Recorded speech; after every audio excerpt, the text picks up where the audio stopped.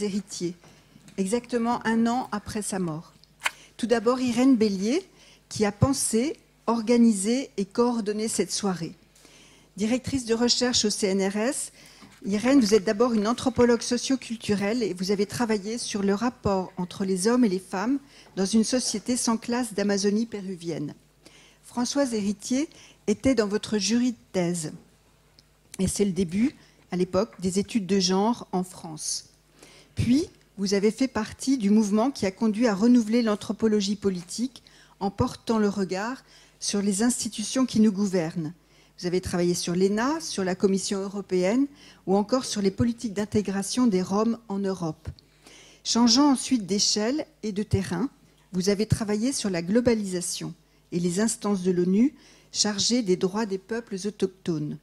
Cela vous a conduit à penser les enjeux politiques, juridiques, linguistiques ou encore éducatifs de la redéfinition de la place de ces peuples dans le monde, ainsi que la situation des femmes autochtones.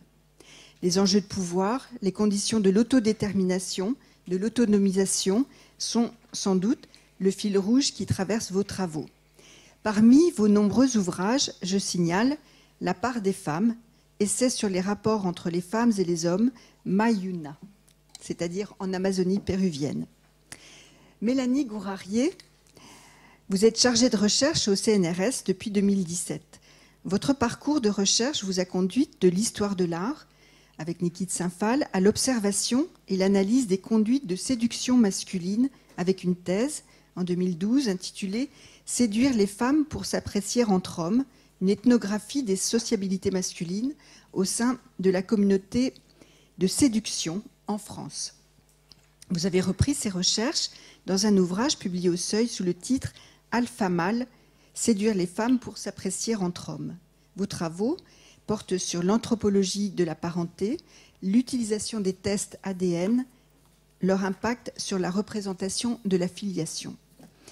Sandrine Musso, votre thèse en 2018 portait sur le sida et les minorités post-coloniales. Vous êtes maîtresse de conférences, enseignante-chercheuse en anthropologie sociale à l'université d'Aix-Marseille.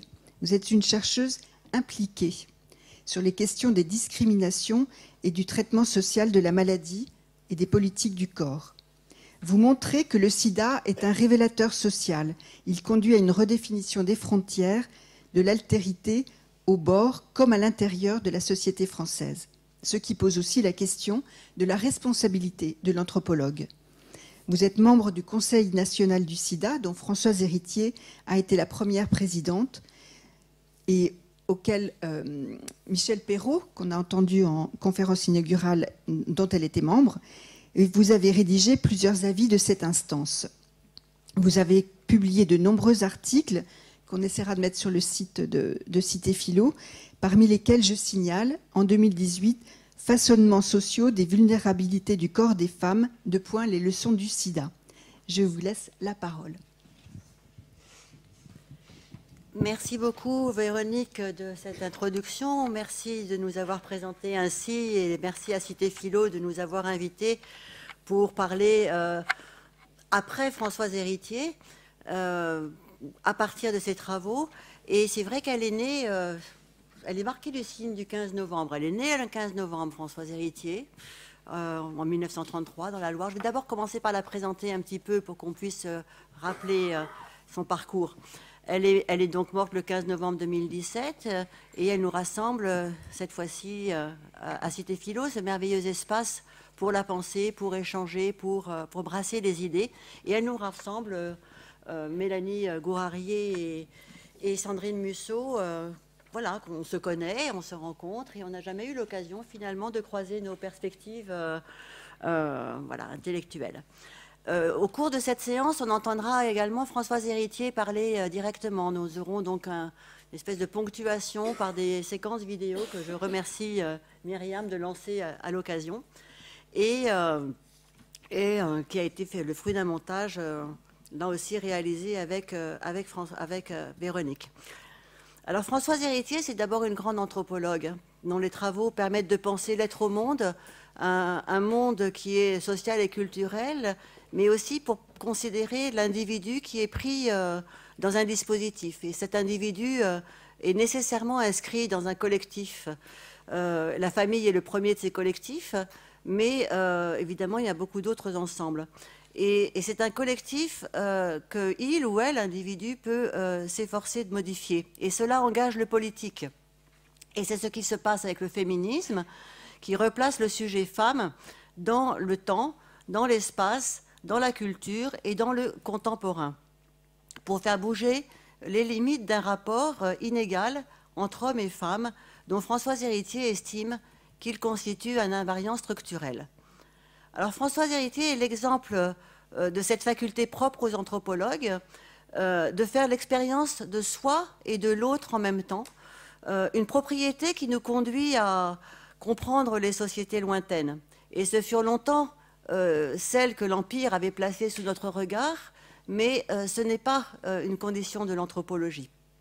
L'expérience du lointain permet de comprendre les sociétés proches, celles d'où nous provenons, ces mondes aussi qui ont produit de la domination, des savoirs hégémoniques, des perspectives universalistes également, et dont les droits humains sont les grands héritiers. Alors Françoise Héritier s'inscrit dans ce temps de l'anthropologie qui fit la critique de l'exotisme, notamment celui qui s'appuie sur une hiérarchie des êtres, ou qui appuie plus exactement une hiérarchie des êtres sur un évolutionnisme. Et elle a soutenu le passage donc d'une anthropologie sociale et culturelle à une anthropologie politique.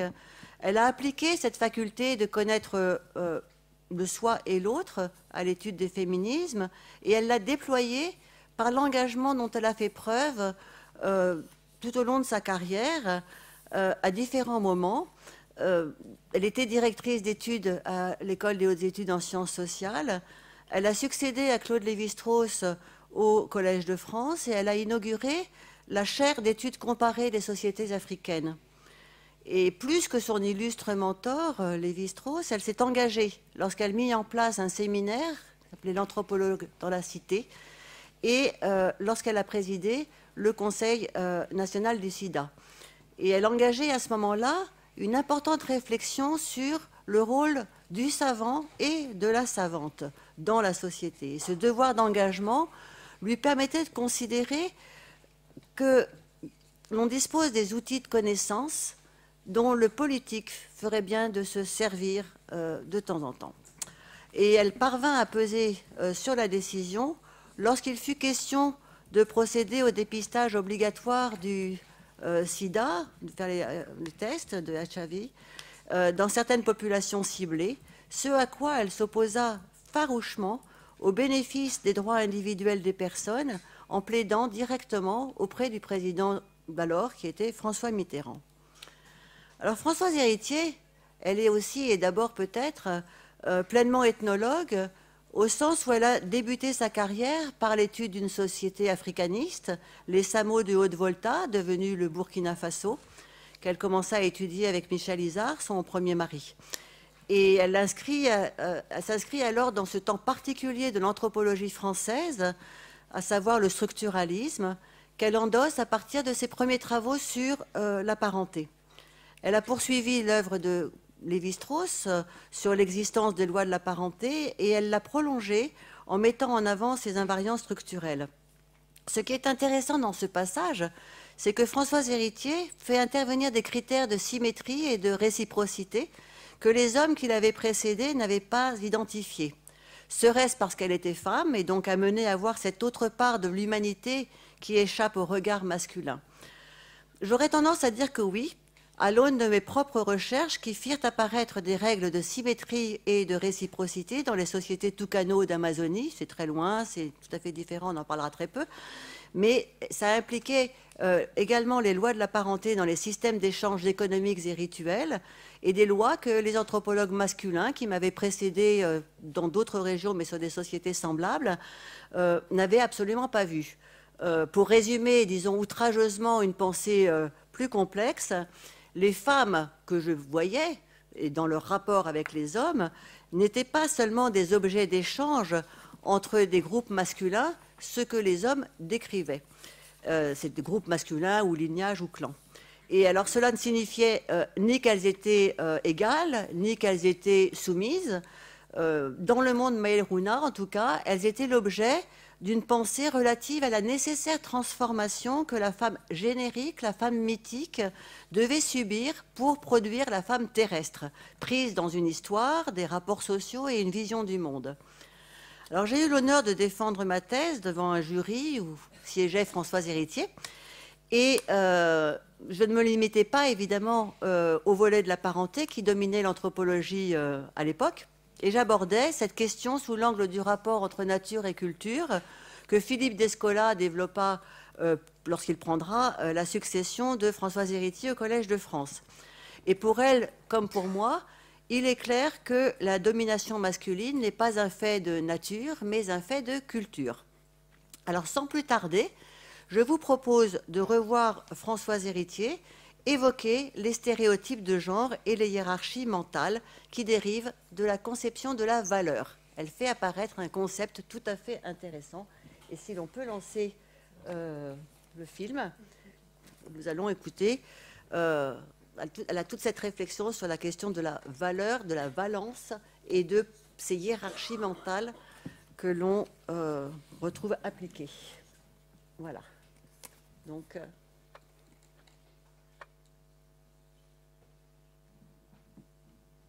ça va démarrer. Comme ça, spontanément, a priori, la réponse évidente, c'est qu'il n'y a au moins, par l'expérience ethnologique ou historique que l'on a des sociétés humaines, qu'il n'y a pas de société qui n'ait pas de stéréotypes de genre. Donc la question qui est posée, c'est plutôt de savoir pourquoi les stéréotypes de genre se trouvent dans toutes les sociétés humaines. Alors, il n'empêche, votre question a quand même un sens, mais elle a un sens d'une manière extrêmement abstraite, que j'essaierai d'exprimer comme la façon suivante. Nous voyons la réalité des choses telles qu'elles se présentent à nos yeux, c'est-à-dire tout ce qui a été, pour ce qui concerne les sociétés humaines, tout ce qui a été réalisé par les hommes en société. La question qui est posée, c'est ont-ils réalisé tout ce qu'il était possible de réaliser? Si vous répondez à cette question par l'affirmative, qu'on a épuisé tout le champ des possibles, comme on dit maintenant, à ce moment-là, ça voudrait dire qu'on ne peut pas se passer de stéréotypes de genre, puisqu'on en trouve dans toutes les sociétés. Mais, en fait, la réponse à la question que moi je me pose, pourquoi est-ce qu'il y a des stéréotypes de genre, m'amène à dire qu'on a canalisé, que la pensée des humains en société a été canalisée de telle manière qu'il n'y avait que cette possibilité-là qui pouvait être réalisée. Mais elle a été canalisée de cette façon pour des raisons qui tiennent à des niveaux de connaissances qui ont évidemment disparu. Nous avons des niveaux de connaissances bien supérieurs aux hommes de la préhistoire qui ont créé les systèmes sous lesquels nous vivons. Donc il est possible s'ils avaient eu les degrés de connaissances que nous avons nous, ils auraient pu canaliser leurs pensées dans d'autres directions que celles qui ont été prises. Et auquel cas, il existe encore des possibles qui n'ont jamais été réalisés. Et parmi ces possibles qui n'ont jamais été réalisés, il y a peut-être la possibilité d'une société sans stéréotype de genre. Voilà, donc on est dans l'univers des possibles, on peut construire un autre monde, on peut avancer, les choses ne sont pas fixées. Et ce qui est intéressant dans la position de Françoise Héritier, c'est qu'elle annonce à un moment donné, et on va avoir plus de développement dans la prochaine vidéo, le concept de valence différentielle des sexes. C'est-à-dire que quelque part, il y a partout une notion de ce qu'il y a un sexe masculin exerce finalement une position plus dominante. Et elle a accompli un grand pas lorsqu'elle a parlé de cette notion de valence différentielle des sexes, parce qu'elle le pose comme une possibilité, une des possibilités qui peuvent se réaliser et qu'elle voit réaliser de différentes façons dans différentes sociétés du monde. Mais c'était un grand pas qui était accompli à ce moment-là, et elle a été en but aux critiques assez fortes qu'elle a reçues, parce que certaines personnes critiques lui préféraient le concept plus usuel de domination masculine, un concept que Bourdieu a pas mal avancé. Mais cette approche, disons, de la valence différentielle des sexes a permis de placer l'accent sur la structure et les représentations de la relation homme-femme. Et elle a beaucoup travaillé sur celle-ci en termes de catégories binaires. On est dans un cadre aussi structuraliste qui lui a été un peu reproché, mais qui est tout à fait, je trouve, pertinent et intéressant, parce qu'elle a montré que la construction sociale du genre était d'abord différente de la différence sexuelle, ce butoir ultime de la pensée relative à la production du vivant. Et elle a ainsi articulé de nombreux registres à travers son approche. Elle a articulé l'intelligible et le sensible, l'âme et le corps, l'esprit et la chair, le symbolique et le biologique, le masculin et le féminin, étant pris dans toutes ces dimensions. Et quand elle a commencé à travailler sur le sang, le sperme, tous les flux et les liquides, c'était des choses absolument surprenantes à ce moment-là. C'était quelque chose dont on n'avait vraiment pas l'habitude. En tout cas, elle a aussi jeté un regard, nouvel éclairage plutôt, sur la subordination des femmes. Pendant que Maurice Godelier étudiait le consentement des femmes à la subordination dans un certain nombre d'ouvrages, elle travaillait, elle, sur les fondements de l'appropriation des femmes, ce que signifiait l'institution masculine d'une possession du pouvoir des femmes, et elle considérait, avec certaines raisons, que ce fondement de la possession était sur s'approprier le pouvoir des femmes qui portait la capacité de produire des enfants d'un sexe différent du leur. Les hommes ne produisaient pas d'enfants, les femmes produisent des femmes et des garçons. Qu'est-ce qui se passe? Comment ça se fait? Comment est-ce qu'on peut s'approprier ce pouvoir qui est fondamental pour contrôler finalement la production du vivant et aussi les limites du groupe social et de ses rapports avec les autres. Et donc, en s'appropriant, disons, le contrôle de la production du vivant, elle retrouve cette notion de biopouvoir pour reprendre une catégorie qui a été posée par Foucault à un autre moment. Les recherches de Françoise Héritier, pour faire court maintenant et pour introduire mes collègues, suscitent de nouveaux travaux, par exemple sur les masculinités, dont va nous parler Mélanie Gourarier, autour de penser la différence, mais dans un autre temps, c'est-à-dire aujourd'hui sur l'inclusion du masculin. Donc on l'écoutera après une autre vidéo. Et également, nous écouterons Sandrine Musso donc, nous parler de l'engagement et elle reviendra sur cette question des butoirs de la pensée que l'épidémie du sida a révélé. Écoutons encore donc Françoise Héritier sur la question de la valeur.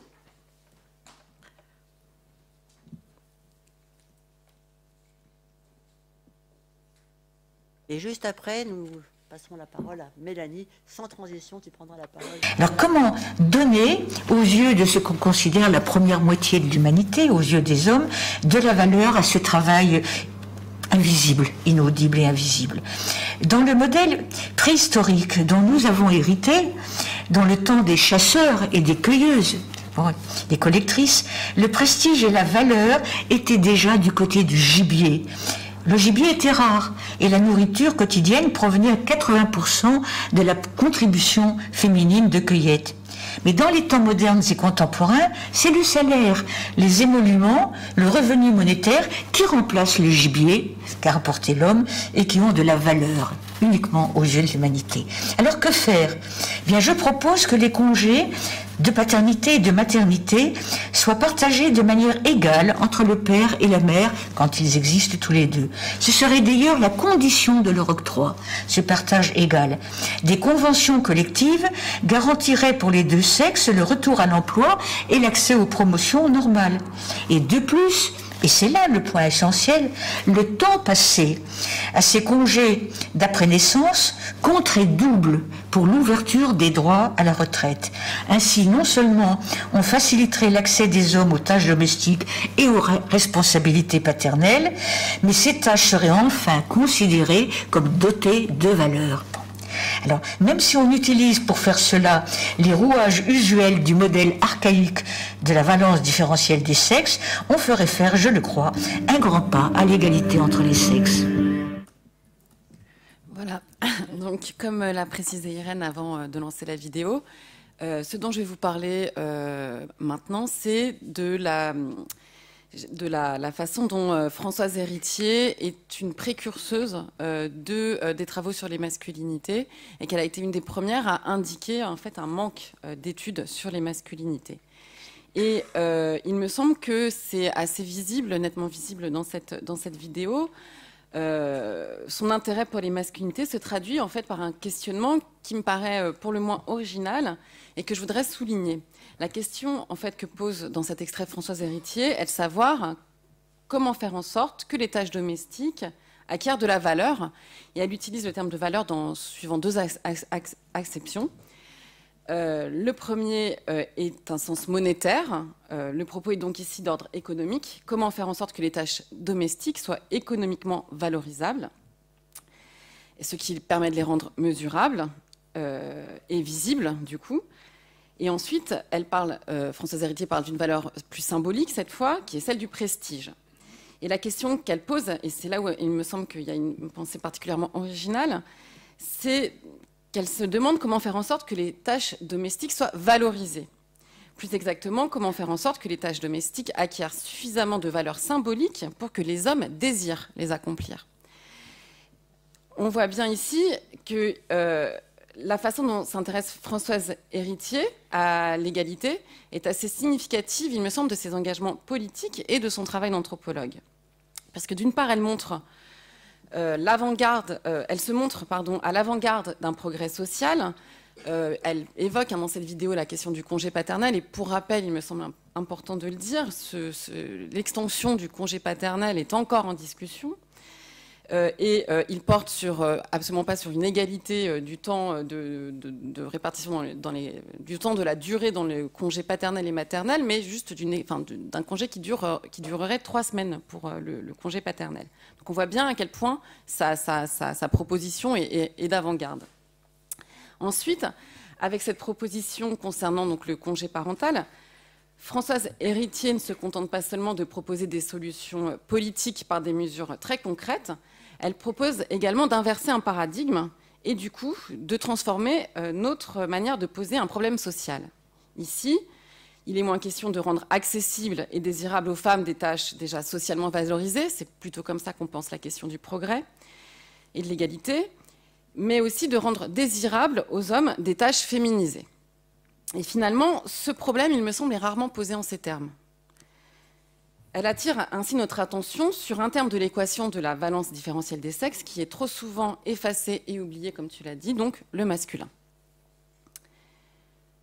C'est d'ailleurs là que réside, à mon sens, l'un des apports de ce concept de valence différentielle des sexes, puisque celui-ci repose sur la nécessité de penser toujours et en même temps les deux sexes, car ce qui compte pour Françoise Héritier, c'est de comprendre ce qu'elle nomme le butoir de la pensée, autrement dit, la fabrication des binarismes, des différences, des couples d'opposition. De la sorte, la valence différentielle des sexes permet moins de penser ce qui relève du féminin et ce qui relève du masculin que le processus de leur différenciation.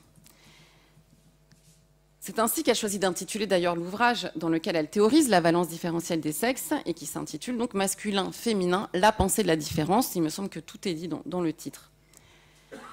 Pour cette raison, c'est sans doute ce qui explique qu'elle a été l'une des premières, avec une autre anthropologue, Nicole Claude Mathieu, à attirer l'attention sur la nécessité de travailler sur les masculinités.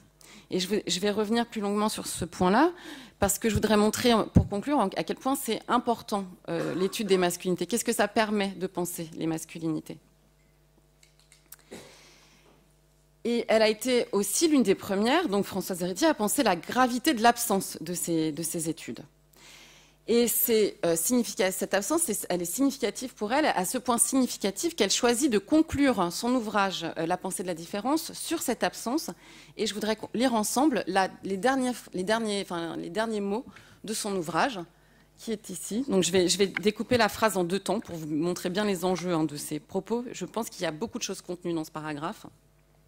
Et je vais lire avec vous. Donc pour moi, anthropologue, une de mes toutes premières interrogations dans l'exercice de ce métier passion a porté sur l'absence d'études systématiques de l'âge d'homme et de la masculinité proprement dite, dans les travaux historiques, sociologiques, anthropologiques.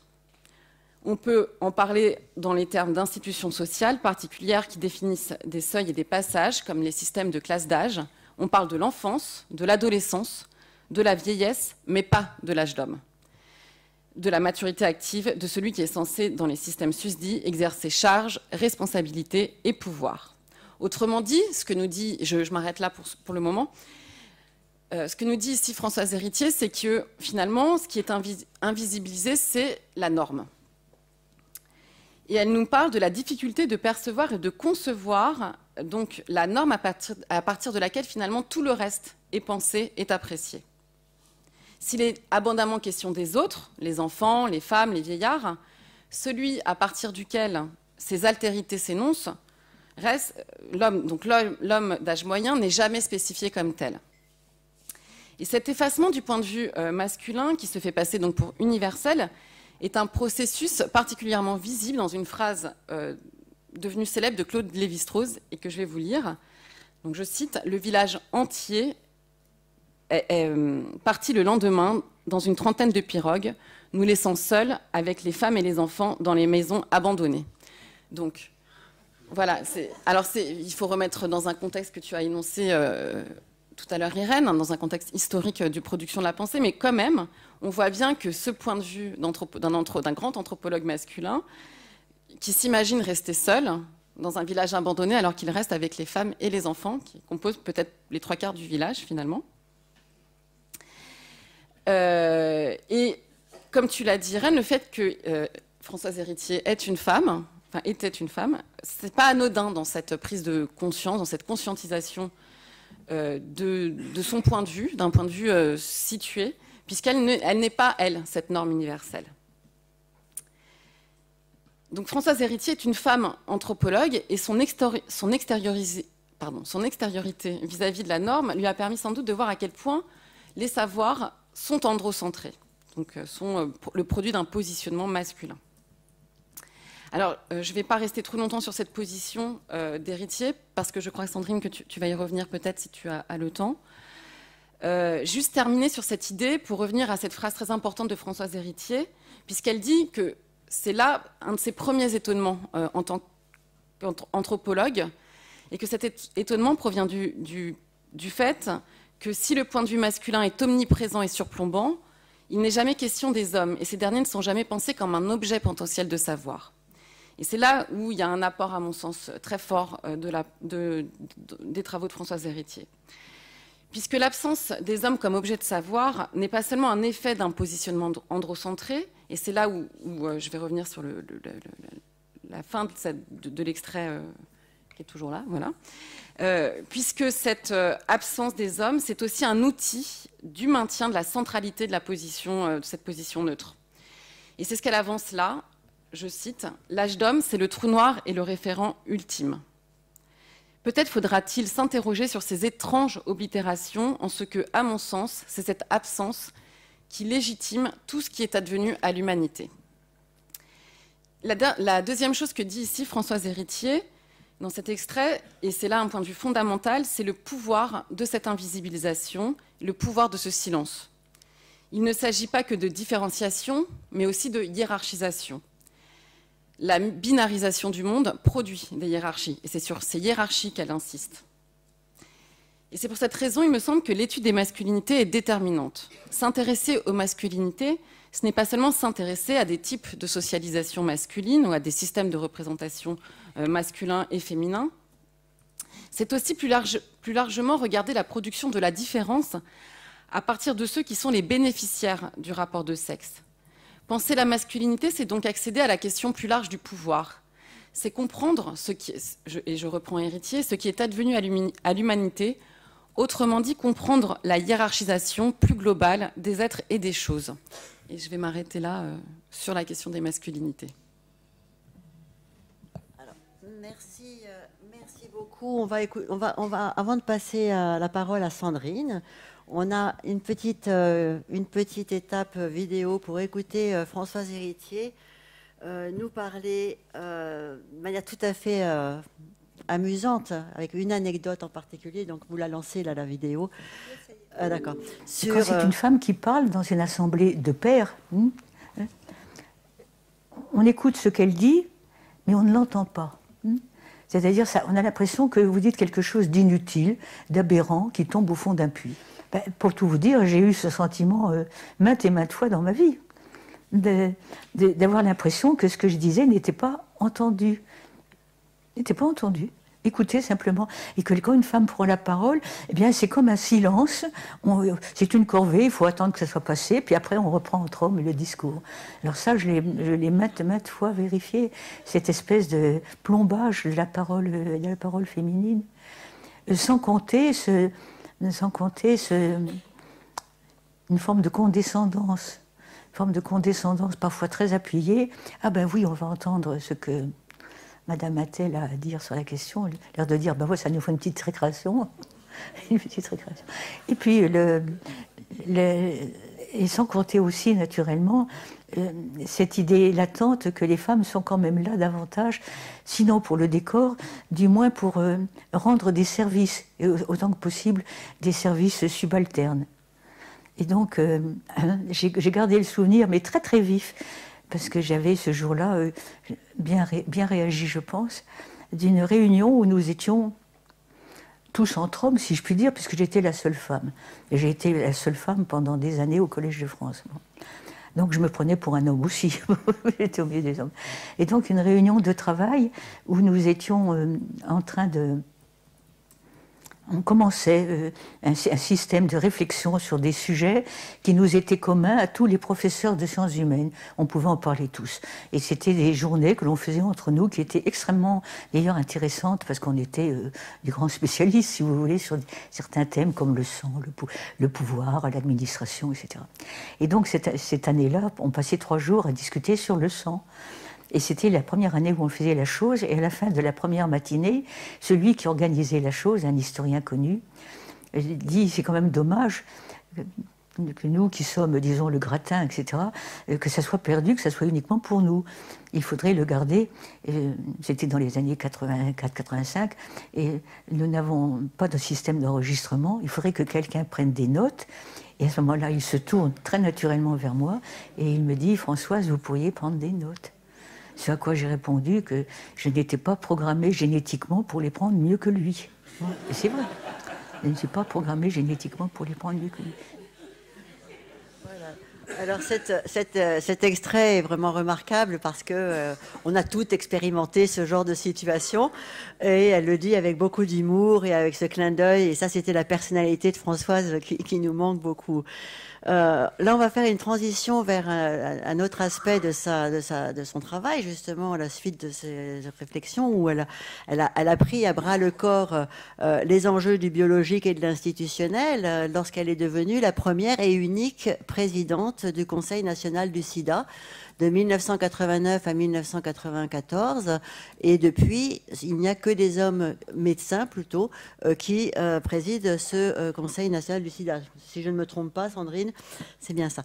Et elle a infléchi les travaux de ce Conseil national du SIDA pour enrichir la réflexion des membres qui devaient produire des avis techniques et éthiques. Et elle conseillait, et c'est là où c'est intéressant justement d'avoir aussi la position de l'anthropologue, elle disait qu'il fallait retenir comme facteur de réflexion et de décision non seulement les faits, mais aussi les représentations et les images, les émotions individuelles et collectives, à la fois partie prenante des faits à étudier et moyen de les analyser à travers les comportements et les mots. Et elle s'est beaucoup attachée à cela, et cela devait la conduire, je la cite, à se saisir hardiment de questions fondamentales que Sandrine Musso va explorer maintenant. Alors, Merci. Je vais juste reprendre une toute petite chose de la présentation parce que c'est important. Il a été dit que j'avais rédigé des avis du CNS. Or, les avis du CNS sont toujours justement pensés collectivement de façon pluridisciplinaire. C'est ça qui fait l'intérêt de ce conseil. Et donc, voilà, j'ai contribué aux commissions qui ont participé à rédiger ces avis, qui sont rédigés aussi par des rapporteurs, des conseillers experts maintenant, on dit, dont c'est le travail. Donc, voilà, c'est une chose que je voulais dire avant de remercier vraiment les organisateurs de cette soirée, puisque je suis assez contente de partager des choses autour de Françoise Héritier, puis surtout qu'on l'entende, parce que comme vous avez vu, la manière même qu'elle a de parler, le choix des mots, sa manière de raconter les choses, en soi, c'est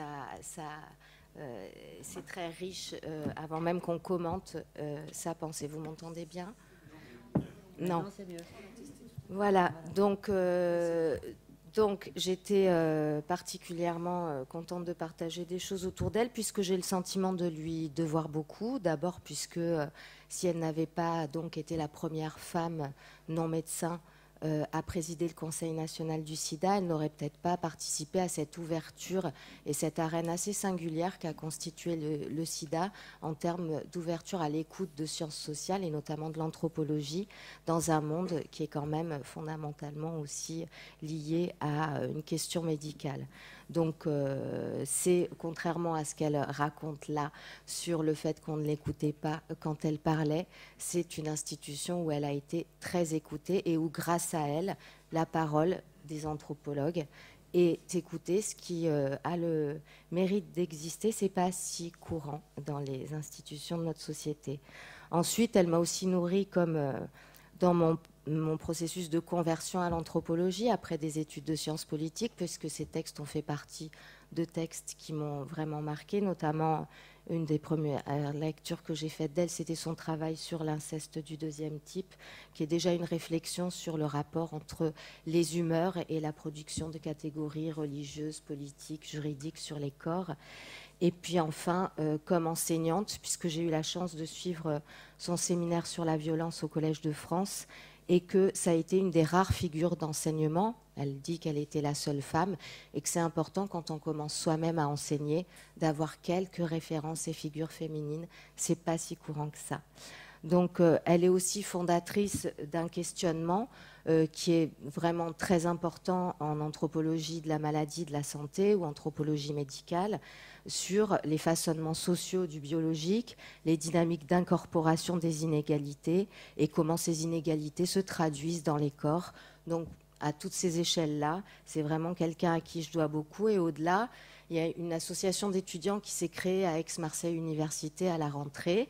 Ils avaient un petit flyer avec des sociologues, 2 sociologues et 2 anthropologues. Il y avait Durkheim et Bourdieu, et il y avait Claude Lévi-Strauss et Françoise Héritier, qui était donc la seule femme à représenter une discipline des sciences sociales. Et donc c'est aussi ça, Françoise Héritier. On pourrait peut-être faire, en tirant quand même un peu beaucoup les choses, le parallèle avec ce que Margaret Mead a été à la société américaine, à savoir une figure de femme anthropologue qui s'implique dans des questions sociales. Et c'est notre Margaret Mead à nous, toute proportion gardée. Donc je vais à partir de là juste tirer 3 fils, 3 points que je voulais partager avec vous ce soir. D'abord, rendre compte, donner quelques repères sur quelle action elle a menée au Conseil national du sida à une période très particulière de l'histoire sociale de l'épidémie, entre 1989 et 1994, donc à une période où ce qui domine, c'est la peur, où il y a une véritable hécatombe aussi, où les savoirs autour de la transmission sont aussi encore pas complètement stabilisés. Et donc, je voulais ici rappeler, comme tu l'as dit, Irène, la question de l'énorme impact de l'avis du Conseil national du sida sur le dépistage, puisqu'à l'époque où cet avis est rendu, eh bien, c'est l'époque où Jean-Marie Le Pen évoque la question des sidatoriums, où il est question de faire des dépistages aux frontières, où enfin, c'est dans un climat quand même avec une pression politique très importante qu'elle va avoir le courage de défendre un dépistage qui serait non systématique et non obligatoire. Elle est aussi intervenue sur les questions de pénalisation de la transmission, questions qui se sont posées assez tôt dans l'histoire du Conseil national du sida en 90 et 91, sur la double peine en 1991. Elle a été une des premières à signer notamment un communiqué de presse avant que des avis soient rendus sur le fait qu'il ne soit pas envisageable, qu'il s'agirait de quelque chose avec des conséquences trop graves que d'expulser des personnes étrangères malades dans des sociétés et des pays où ils n'auraient pas accès à des traitements. La question de l'assurabilité des séropositifs, ça a été un des gros chantiers de Françoise Héritier au Conseil national du sida. Pour ceux qui ont vu 120 battements par minute et qui se souviennent peut-être de la dernière scène où il s'agit d'un enterrement politique fictionnel dans une société d'assurance. Donc ça révèle bien cet enjeu qui reste important, mais que pouvait être à l'époque cette question de l'assurabilité des personnes. Et puis enfin, chose à rappeler qui est très importante, c'est la manière dont, à la suite de l'avis prison et confidentialité, la médecine pénitentiaire fut rattachée au ministère de la Santé et non plus au ministère de la Justice. Non que tous les problèmes soient réglés, en témoigne une commission prison qui est actuellement en cours au Conseil national du sida, mais c'est une réforme cardinale de nos institutions que le fait qu'on ait justement mis sous l'égide du ministère de la Santé cette question de la santé des détenus. Autre action qu'elle a eue que je voulais rappeler, c'est la manière, c'est ce qu'elle a fait et ce à quoi vous avez assisté en l'écoutant, autour du pouvoir des mots, autour de ce que ça veut dire de choisir un mot plutôt qu'un autre, et combien les manières de nommer, c'est des partis pris et des actes politiques qu'on pose. Et une des choses absolument très importantes, en tout cas qu'elle a faites, c'est justement d'être très rigoureuse sur l'emploi du terme transmission et non pas contagion, à une époque où la peur liée à la contagion était absolument énorme, mais on parle de cette époque comme si elle était totalement révolue, et elle l'est d'une certaine manière, mais à l'échelle des représentations de la contagion, je voulais juste rappeler que c'est seulement depuis 2017 que les soins funéraires peuvent être apportés aux personnes séropositives quand elles décèdent. Donc ces questions de contagion et transmission, en fait, sont loin d'être anodines et évoquent le pouvoir des mots et l'impact justement qu'elle a eu à ce moment-là d'insister sur le fait qu'il s'agissait d'une maladie transmissible et non d'une maladie contagieuse. C'était des choses auxquelles ne pensaient pas forcément les autres professionnels impliqués dans ce qui était l'urgence de l'époque, de réfléchir à de la prévention et de la prise en charge. Alors, j'en viens maintenant à la question des femmes et du sida, puisque en 1997, Françoise Héritier inaugure le premier numéro du Journal des anthropologues consacré à la question des femmes et du sida, et elle y évoque, dans un entretien mené par Annie Le Pallec et Yasmine Marzouk, les défis anthropologiques constitués par ce qu'elle a appelé ailleurs ce mal invisible et sournois qu'est le sida. Et parmi ces défis, elle évoque justement les liens entre sida et un certain nombre de butoirs de la pensée. Et elle rappelle ce fait qu'il est toujours important de rappeler qu'une des premières, que l'annonce faite de l'arrivée du sida au monde, elle a été en 1980, au début des années 80, notamment faite autour de ce que les épidémiologistes nord-américains appelaient la théorie des 4 H, héroïnomane, homosexuel, hémophile et haïtien. C'est-à-dire que d'emblée, il y avait un lien établi, en tout cas dans les représentations, et ça c'est un butoir de la pensée, entre l'altérité et l'épidémie. Et une des choses qu'elle rappelle aussi, c'est combien quelquefois un 5e H était ajouté à cette théorie des 4 H, et c'était celui qui désignait les hookers, les prostituées, qui ont été la première catégorie explicitement féminine de l'histoire du sida. Et en fait, elle s'appuie sur ces éléments-là pour dire ce que des activistes avaient aussi dit quelques années plus tôt, l'importance justement des représentations pour expliquer une très grande invisibilité pendant longtemps des femmes dans cette épidémie, alors qu'elles sont dans le monde, elles constituent la moitié des personnes atteintes. Donc à l'époque, ça n'était pas complètement le cas. Au nord notamment, il y avait une écrasante majorité de cas masculins, mais écrasante majorité aussi puisque les femmes n'étaient pas comptées dans les statistiques. Ce que disaient les activistes américaines de l'époque d'Act Up New York, c'était que les femmes ne contractaient pas le sida, elles se contentaient d'en mourir. Puisque, en fait, un certain nombre de pathologies opportunistes qui ont été petit à petit ajoutées à la définition officielle du sida, le cancer du col de l'utérus par exemple, ne sont rentrées que très tardivement dans la définition de la maladie, ce qui explique que statistiquement ces femmes mouraient et qu'il s'agissait aussi souvent de femmes latino-américaines ou afro-américaines pour ce qui est des États-Unis, mais qu'on ne les comptait pas dans les statistiques et que du coup elles n'étaient pas pensées en termes de politique publique, à l'exception de 2 situations. Ça a été le cas en France jusqu'en 1997, la prostitution et la grossesse. Ce qui est quand même assez révélateur de la manière dont les représentations du corps des femmes président à l'établissement de politiques publiques et qui vont les désigner comme cibles ou les oublier comme cibles. Donc, Françoise Héritier a été une des actrices du commentaire de cette invisibilité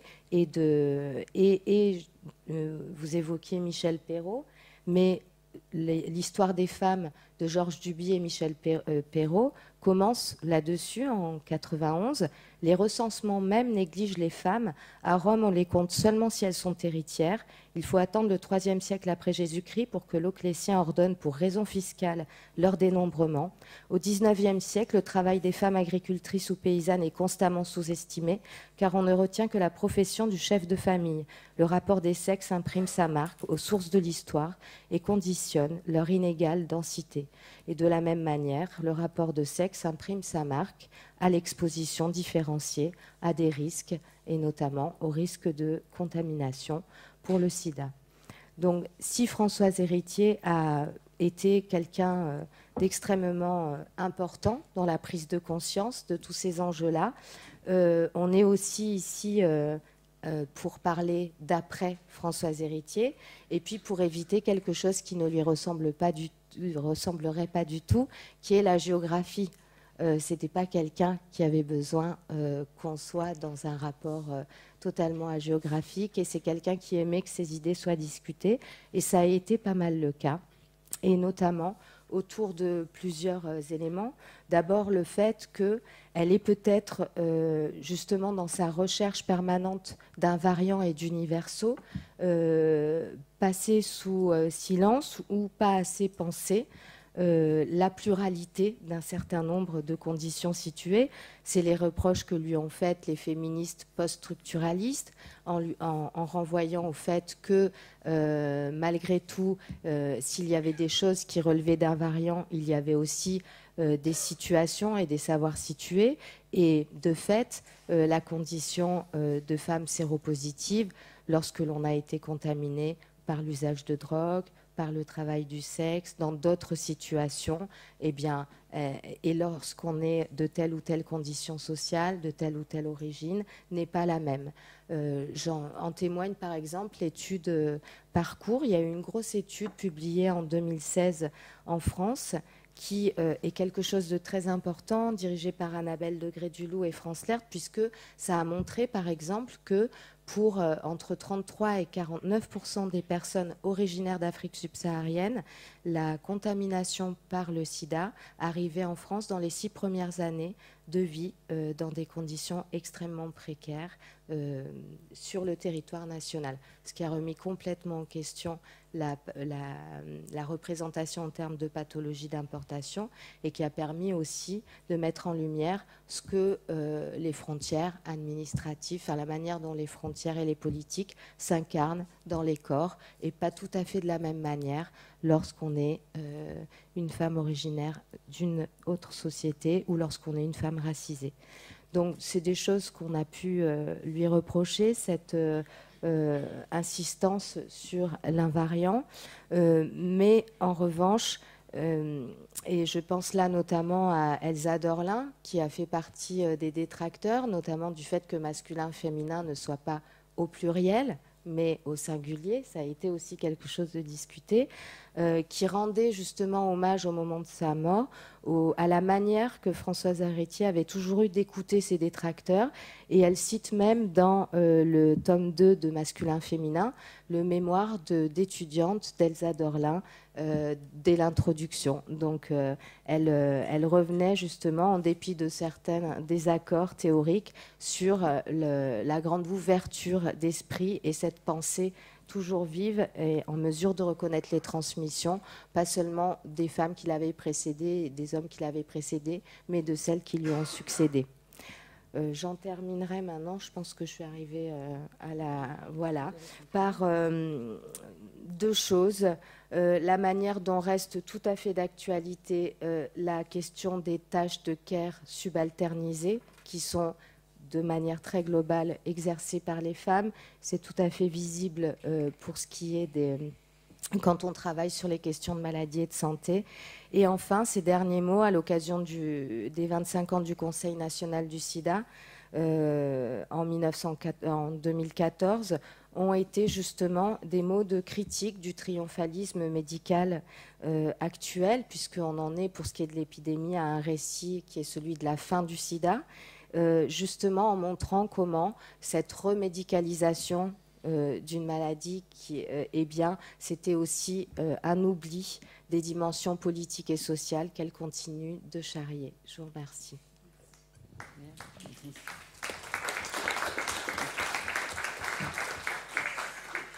Alors, avant de continuer, on pourrait passer les deux prochaines séquences où on verra un autre aspect, une autre facette encore de Françoise Héritier sur la question des rapports de pouvoir, et où elle va nous expliquer, mais si on peut lui donner la parole.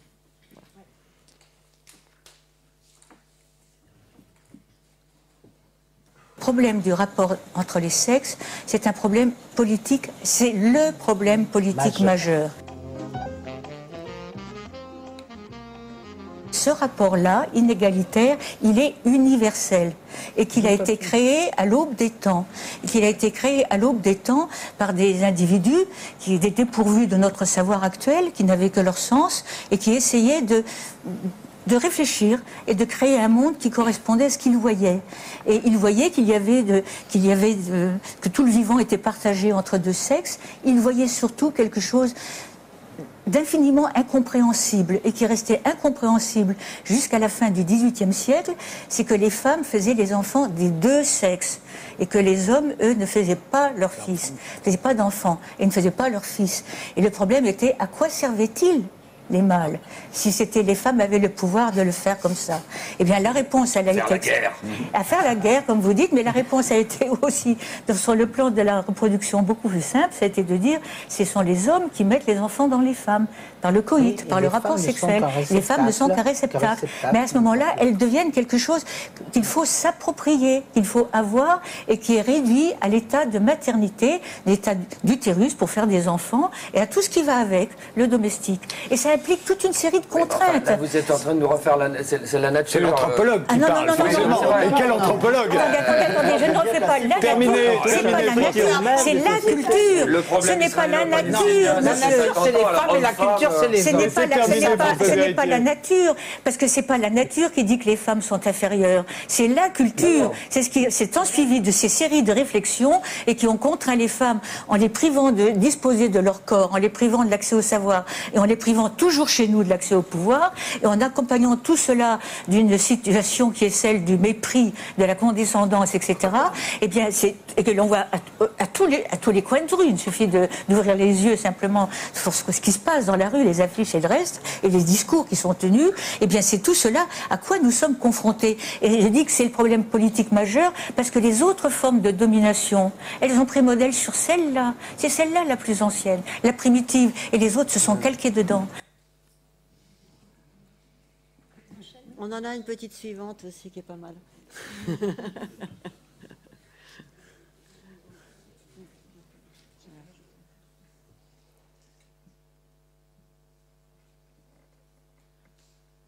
Le message, en fait, il sera simple. Il est légitime que les femmes aient un statut égal à celui des hommes et une considération égale à celui des hommes. Mais on ne peut pas y parvenir sans lutter, sans combattre, sans y mettre du sien. C'est pour cela que l'éducation est extrêmement importante. Mais également, j'allais dire la prise de pouvoir, toutes les fois où la chose est possible. J'allais dire à ce réflexe qui est inculqué, hein, c'est pas un réflexe naturel, inculqué dès l'enfance, de dire « Ah mais non, jamais je n'y arriverai, et ça c'est du domaine des hommes, etc. » Non, non, je préfère le leur laisser. Il faut accepter de se lancer hardiment. Alors je voudrais rebondir sur, sur le fait de se lancer hardiment. Et comme l'a dit Sandrine, on est là pour parler de Françoise et de l'inspiration qu'elle a pu susciter dans nos travaux, dans la réflexion. Et je vais parler un petit peu aussi de la dimension des droits humains en particulier. Et ce mot hardiment revient dans la bouche de Françoise Héritier. Et ce n'est pas un hasard qu'elle demande aux femmes, ou qu'elle appelle les femmes à bousculer le paysage dans lequel la culture les tient de manière différenciée, hein, selon les sociétés du monde. Et retenons, là vraiment ça a été rappelé plusieurs fois à travers ces différentes séquences, que la domination masculine n'est pas un fait de nature, mais un fait de culture. Et là, le type qui rigole dans l'émission, c'est assez intéressant, parce que spontanément, la femme, c'est la nature. Ben non, c'est pas ça. Et s'il faut être hardi, c'est parce que la domination des uns et la mise en subalternité des autres repose sur un rapport de pouvoir, et que ce rapport de pouvoir n'est ni immanent, ni transcendant, mais c'est une production humaine. Et dans l'humanité, il y a évidemment la part des femmes. C'était le titre de ma thèse il y a fort longtemps. Alors je reviendrai sur l'idée que Françoise émet, donc que la domination masculine sur les femmes est la matrice de tous les rapports de pouvoir. Alors je vais juste rappeler des choses très évidentes, mais qu'on retrouve dans la pensée occidentale et aussi ailleurs. Rappelons Simone de Beauvoir qui dit que l'on ne naît pas femme, mais on le devient. Et à leur manière, les Maïrouna, donc petite société d'Amazonie péruvienne qui parle une langue absolument différente de la nôtre, le disent par le mythe qui va indiquer que la femme mythique doit être travaillée par le héros culturel pour être pénétrée. L'enjeu, c'est de pénétrer la femme, la faire devenir mère, et ça rappelle le thème du vagin denté. Donc là, on est dans le modèle peut-être archaïque que l'on peut connaître, mais qui est encore valable dans des tas de circonstances. On sait aussi qu'une série d'opérations symboliques, éducatives, elle rappelle effectivement la question de l'éducation qui peut faire changer les choses, mais il y a aussi l'éducation qui va maintenir les situations de domination ou les préparer en tout cas. Et donc on a une série d'opérations symboliques, d'opérations éducatives, et aussi une série de pratiques sociales qui vont déterminer des conditions d'insertion dans le monde, qui vont orienter des choix individuels, qui vont assigner à la femme la condition de reproductrice et limiter la compétition avec les hommes. Ça, c'est des choses que l'on voit très, très fréquemment. Il suffit de voir les listes électorales, le nombre de personnes, de femmes qui sont dans les élues, en France en particulier. On est quand même très, très, très loin. Bon, ça, c'est un aspect. L'autre aspect, c'est que les nouvelles technologies de la reproduction font bouger le rapport homme-femme. On pourra en discuter un peu, mais c'est parce qu'elles font bouger le rapport homme-femme que les conservateurs en matière sociétale descendent dans la rue pour interdire la GPA, etc., la PMA. Mais il y a aussi un fait que tout le monde ne pense pas que genre et sexualité sont des choses distinctes. Il faut le réaffirmer régulièrement. On ne parle pas de la même chose lorsqu'on parle du genre et on parle de sexualité. Probablement qu'on pourra en rediscuter avec Mélanie après. Mais c'est à la fois distinct et elle ne s'est pas nécessairement définie par la condition de produire des enfants. Ce que l'on voit aussi à l'échelle de l'histoire et en faisant de la comparaison de différentes sociétés, c'est que les lois du mariage évoluent, les théories de la filiation de l'alliance aussi, et que la notion de parentalité devient plus complexe. Enfin, tous ces éléments de parenté sur lesquels appuyait Françoise Héritier sa réflexion, ça a pas mal bougé ces dernières années, ça continuera de bouger. Et simplement, sur le plan anthropologique, il n'en demeure pas moins que la femme est le premier modèle d'altérité, qu'il soit donné de penser. C'est ça aussi qui est important. On peut être absolument convaincu de l'égalité entre tous les êtres humains, mais c'est aussi, on vérifie dans la science, que toutes les disciplines ne pensent pas sous cet angle-là, cet angle en tout cas du rapport homme-femme, cette première, disons, des hiérarchies qui peut amener conduire à des formes d'oppression qui peut aller jusqu'à l'esclavage et la mort. Celle qui naît de l'appropriation du corps des femmes parce qu'elles permettent de reproduire le groupe social. Et l'autonomisation des femmes dont on parle aujourd'hui, et c'est la traduction française du vocable anglais qui est plus souvent employé, qui est empowerment ou empoderamiento en espagnol, cet empowerment, cette autonomisation menace un certain ordre social. On ne peut pas dire l'ordre social en général, mais un certain ordre social. Et les femmes en paient le prix.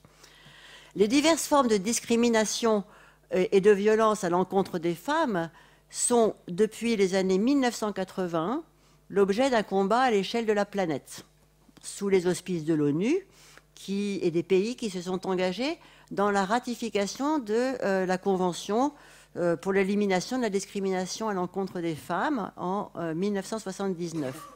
Alors, il est intéressant de constater dans cette convention qui a été ratifiée par la France et par plein de pays, et donc il y a finalement une dimension juridiquement obligatoire et contraignante dans les dispositifs législatifs. On constate que la question des droits reproductifs, comme on dit en anglais, en français on dit les droits génésiques, mais les droits reproductifs sont, à mon avis, c'est plus joli comme expression. Elle est déjà posée. Le préambule indique aussi que le rôle des femmes dans la procréation ne doit pas être la base de la discrimination. L'article 5 demande de voir la maternité comme une fonction sociale partagée entre les deux sexes et qui a des effets dans le monde domestique et professionnel. On rejoint ce que disait Françoise sur le partage des tâches et le congé parental. La question évidemment du contrôle des naissances et de laisser aux femmes le choix de la reproduction est également posée. La Convention reconnaît aussi l'influence de la culture et de la tradition pour limiter la jouissance des droits fondamentaux. Et cela, effectivement, on le retrouve à travers ces stéréotypes de genre que l'on peut constater dans toutes les sociétés et ces hiérarchies sur lesquelles Françoise Héritier a ouvert cette séance et surtout attiré l'attention par ses travaux. Alors, cette convention, elle met en question la grande division qui va réserver aux hommes le domaine public et aux femmes la sphère domestique. Et on ne peut pas trop parler de cette convention de manière détaillée, mais le lien est fermement établi entre droits des femmes et droits humains en général. Ça peut paraître une évidence, mais il fallait le dire et il faut établir ce lien en droit pour pouvoir, à un moment donné, effectivement, lutter contre les violations. Et le préambule de cette convention souligne un point important que je vais vous lire parce que ça donne un exemple de ces articulations entre des rapports de pouvoir où la question effectivement du rapport entre hommes et femmes est assez centrale. L'éradication de toutes les formes d'apartheid, de racisme, de discrimination raciale, de colonialisme, de néocolonialisme, d'occupation étrangère, de domination et d'ingérence dans les affaires intérieures des États est nécessaire à la pleine jouissance des droits des femmes et des hommes. Donc là, on va étendre la question des droits de l'homme. Là, on incorpore pleinement la deuxième moitié, voilà, une des moitiés de l'humanité dans cet ensemble. Alors, on ne va pas refaire le monde ici, mais je voudrais juste pointer ce lien établi entre différentes formes de domination et la violence faite aux femmes. Et cette violence faite aux femmes ne faiblit pas. Malgré les campagnes qui sont réalisées dans un certain nombre de pays, on a récemment le cas de l'Espagne, on a aussi des campagnes en Amérique latine qui sont très visibles. Et un comité des droits humains à Genève, donc ça fait un de ce qu'on appelle les organes de traité des Nations Unies, examine le suivi de cette convention et entend les États faire rapport de leur politique dans ce domaine.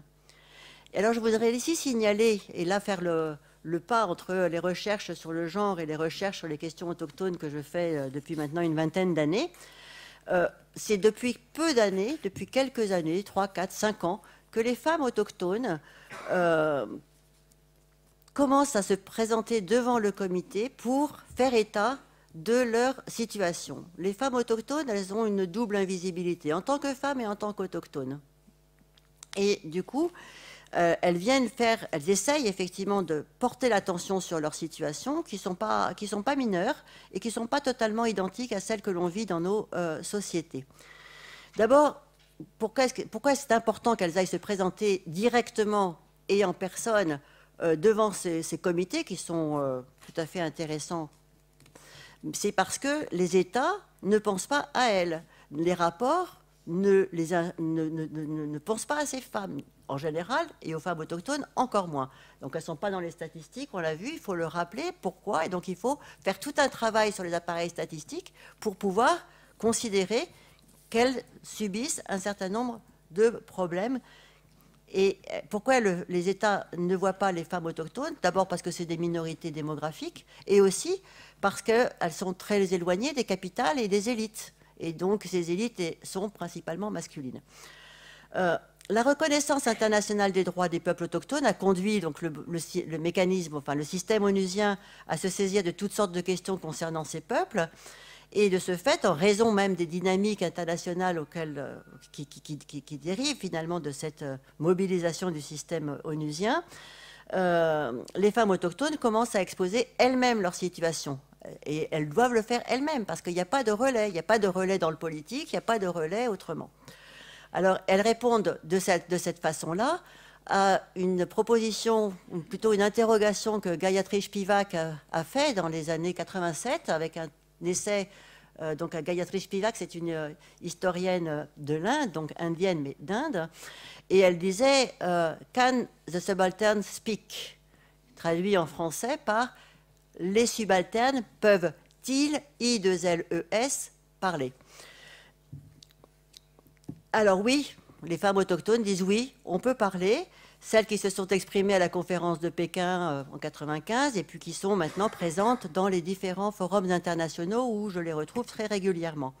Mais pour reprendre la parole ou le mot de Françoise Héritier, il leur faut être hardies parce que le nombre d'obstacles à surmonter et qu'elles doivent surmonter est sans commune mesure avec ceux que les femmes occidentales connaissent. Et là aussi, il faut que la recherche fasse sens de leur mobilisation. Je donnerai 2 exemples. Le premier ici est à partir du cas des femmes autochtones disparues et assassinées au Canada, l'un des cas les plus visibles d'une histoire que bien d'autres femmes autochtones connaissent.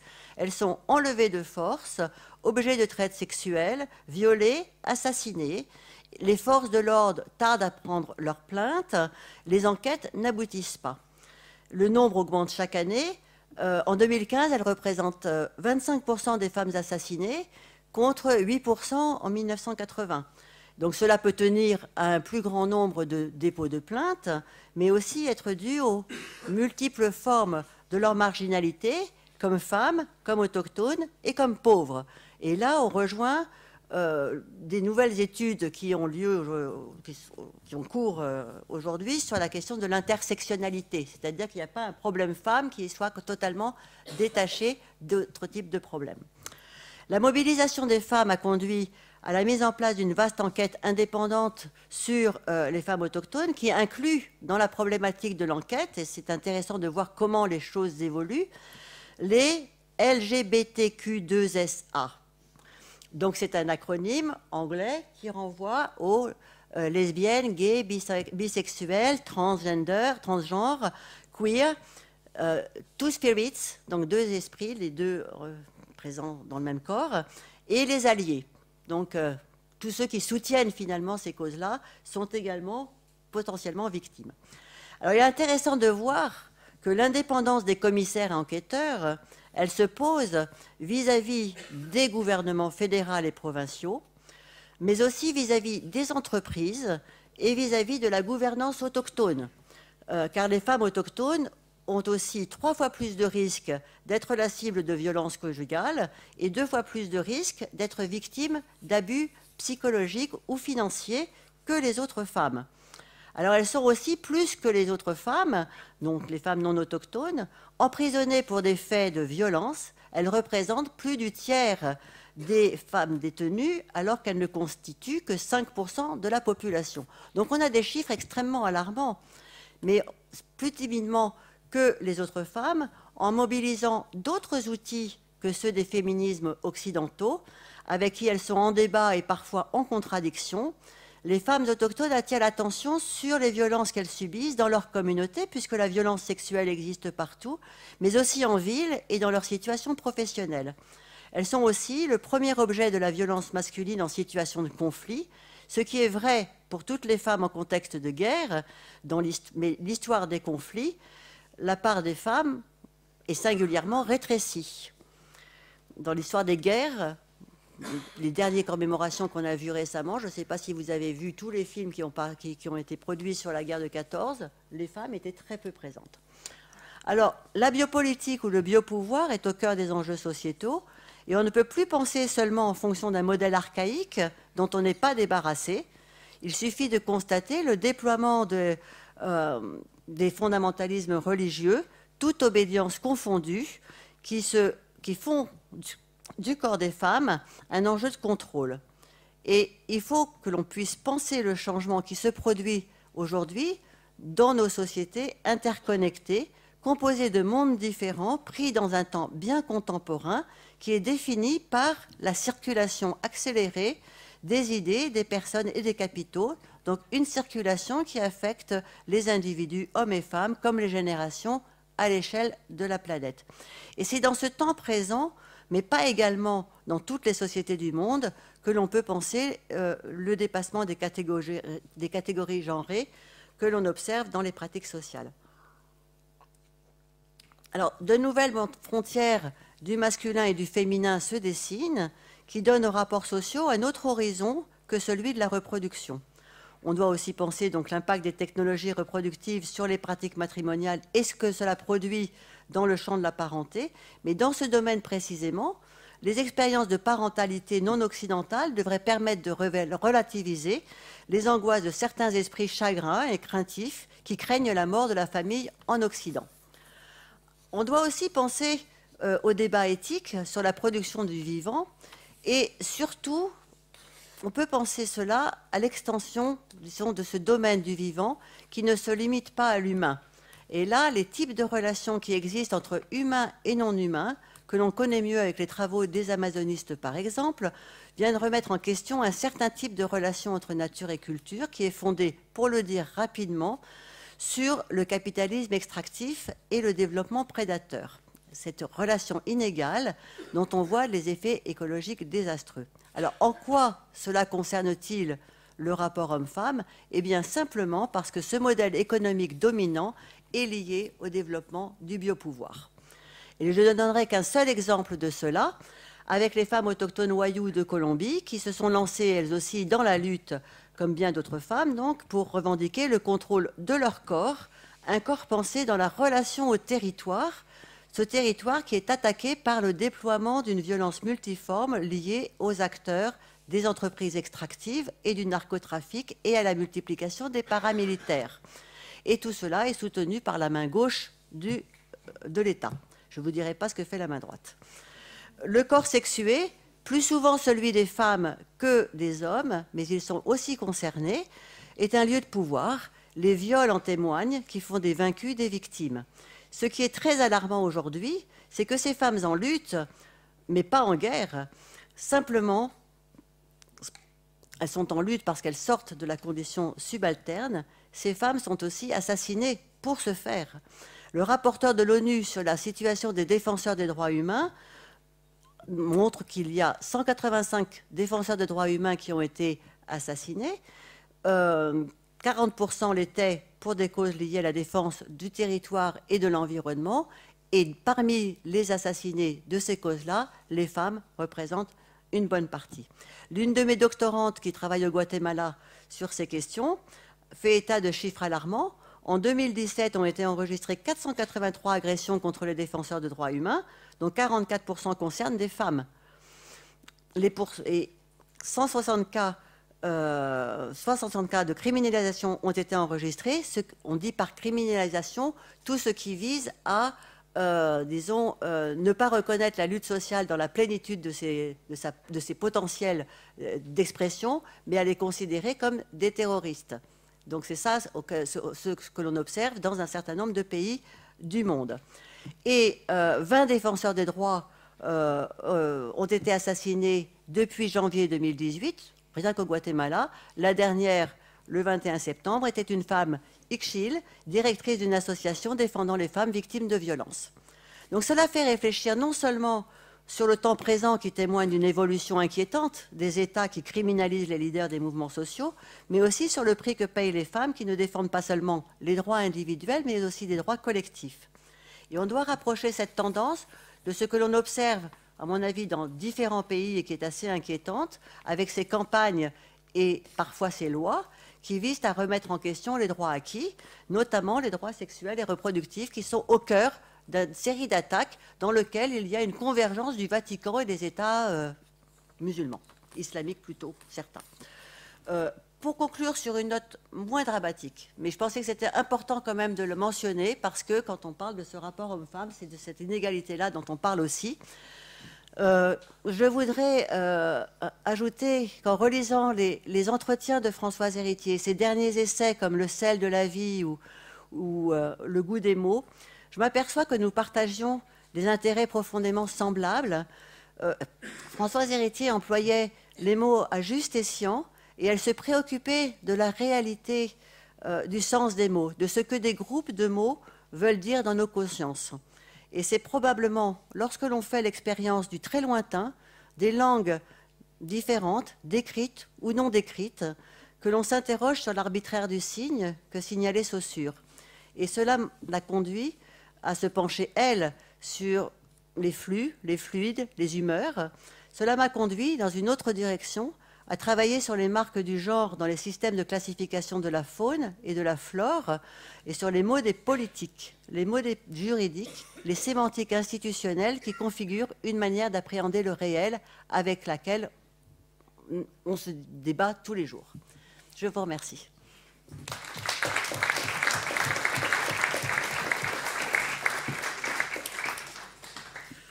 Alors nous sommes un peu arrivés au fin de notre présentation et le moment est venu d'un dialogue avec vous. Nous espérons avoir posé assez de pistes pour nourrir vos questionnements.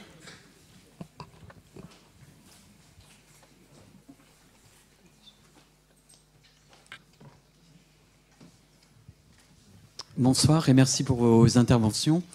Est-ce que Françoise Héritier a étudié l'homoparentalité?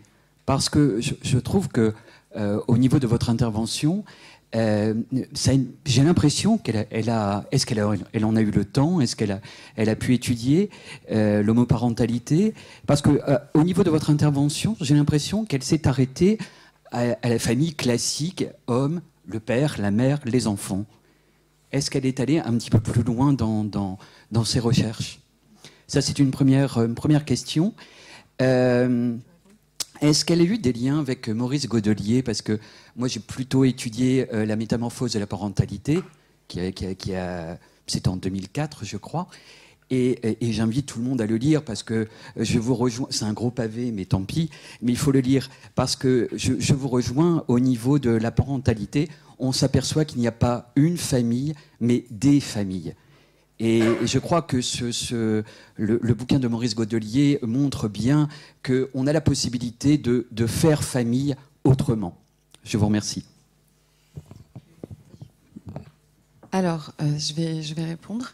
Alors, elle a des exemples elle n'a pas directement travaillé, enfin pas à ma connaissance, sur des cas de famille homoparentale tels qu'on peut définir dans un cadre occidental en tout cas. Par contre, elle s'intéresse à beaucoup de cas où c'est pas un papa plus une maman qui élève des enfants. Et je trouve que du coup, ce qu'elle a montré, elle a intervenu énormément dans les débats publics sur ces questions-là, sur la question du mariage, sur la question de l'ouverture de l'adoption pour des couples homosexuels, etc. Et elle s'est positionnée en faveur de ces... Alors, elle n'a pas toujours été... il y a eu un moment où elle s'est positionnée contre le Pacs, mais bon, elle a eu des positions qui ont évolué sur ces questions. Mais ce que je voulais dire, c'est ce que montrent les travaux de Françoise Héritier. Elle s'est servie de l'anthropologie pour montrer à quel point, et tu l'as dit Irène, penser que le modèle de la famille, donc un papa plus une maman, est un modèle en fait historiquement et anthropologiquement extrêmement restreint dans l'histoire de l'humanité, et qu'il y a une infinité de modèles. Et elle s'est servie de tous les exemples qu'elle avait pu acquérir, parce que elle ne travaille pas que sur les terrains sur lesquels elle a travaillé. Elle enrichit son travail de plein d'autres travaux d'anthropologie pour montrer justement la pluralité de ce qu'est la famille, des conceptions de la famille. Ça, c'est un des apports, je dirais, majeurs de l'anthropologie de la parenté. Et alors sur Maurice Godelier, bien sûr qu'ils se connaissaient, ils étaient très très proches, évidemment, ils étaient dans le même laboratoire pendant des années, mais il y a eu du débat, de la discussion, effectivement. Alors j'ai pas connaissance de la manière dont elle a réagi au livre Les Métamorphoses de la parenté, je ne sais pas, je ne peux pas vous répondre là, sur ce point.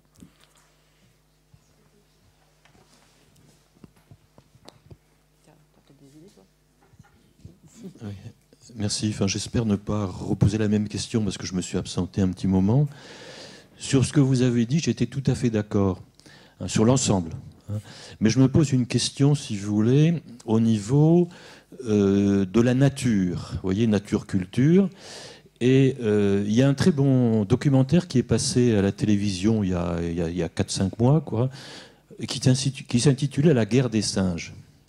Et cette guerre des singes était une guerre de chimpanzés, quoi, en gros. On avait un groupe d'une 150 à peu près individus.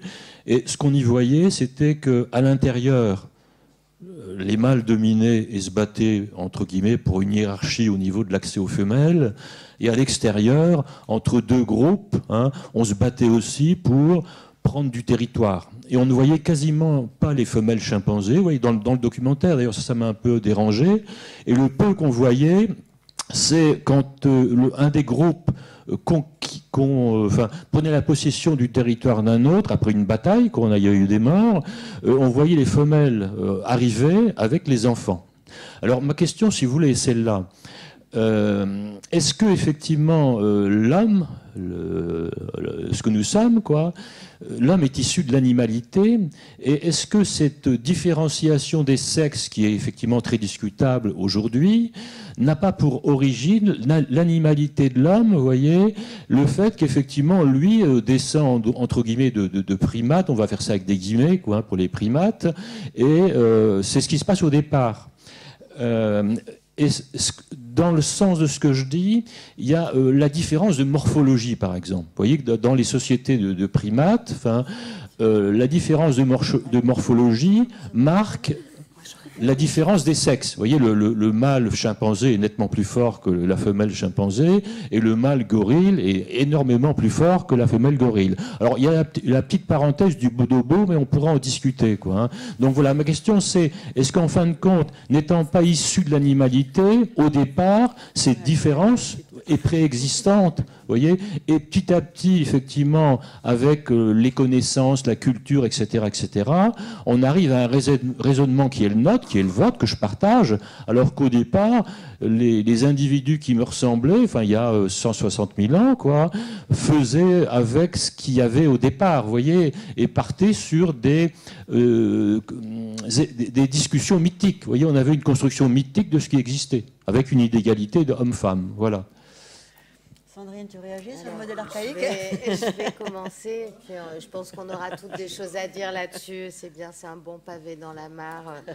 Bon, je vais commencer. Puis je pense qu'on a toutes les trois des choses à dire là-dessus. Premièrement, sur l'exemple du documentaire. Et effectivement, non, je ne l'ai pas vu, mais qui pose la question justement de la vision, qui est une vraie question de qu'est-ce que c'est qu'un savoir situé, qui c'est qui regarde, comment on regarde, qu'est-ce qu'on voit, etc. Donc la question du documentaire, d'abord, elle pose celle-là. Et ensuite, ce que vous évoquez justement, merci de le faire, parce que ça permet d'évoquer des travaux dont on n'a pas parlé et qui sont très importants, notamment ceux de Priscille Touraille, Homme grand, femme petite, sur comment en fait la différence de stature observée dans l'espèce humaine, qui, au regard des disciplines convoquées par Priscille Touraille, qui a fait sa thèse sous la direction de Françoise Héritier, qui sont la biologie de l'évolution, enfin tout un tas de disciplines au-delà de l'anthropologie, qui montrent en fait que c'est quelque chose qui va contre le préjugé adaptatif, le fait que les femmes soient plus petites que les hommes, puisque dans beaucoup d'espèces, c'est le contraire qui se passe, puisque justement, on est une des espèces pour lesquelles l'accouchement est un événement absolument meurtrier.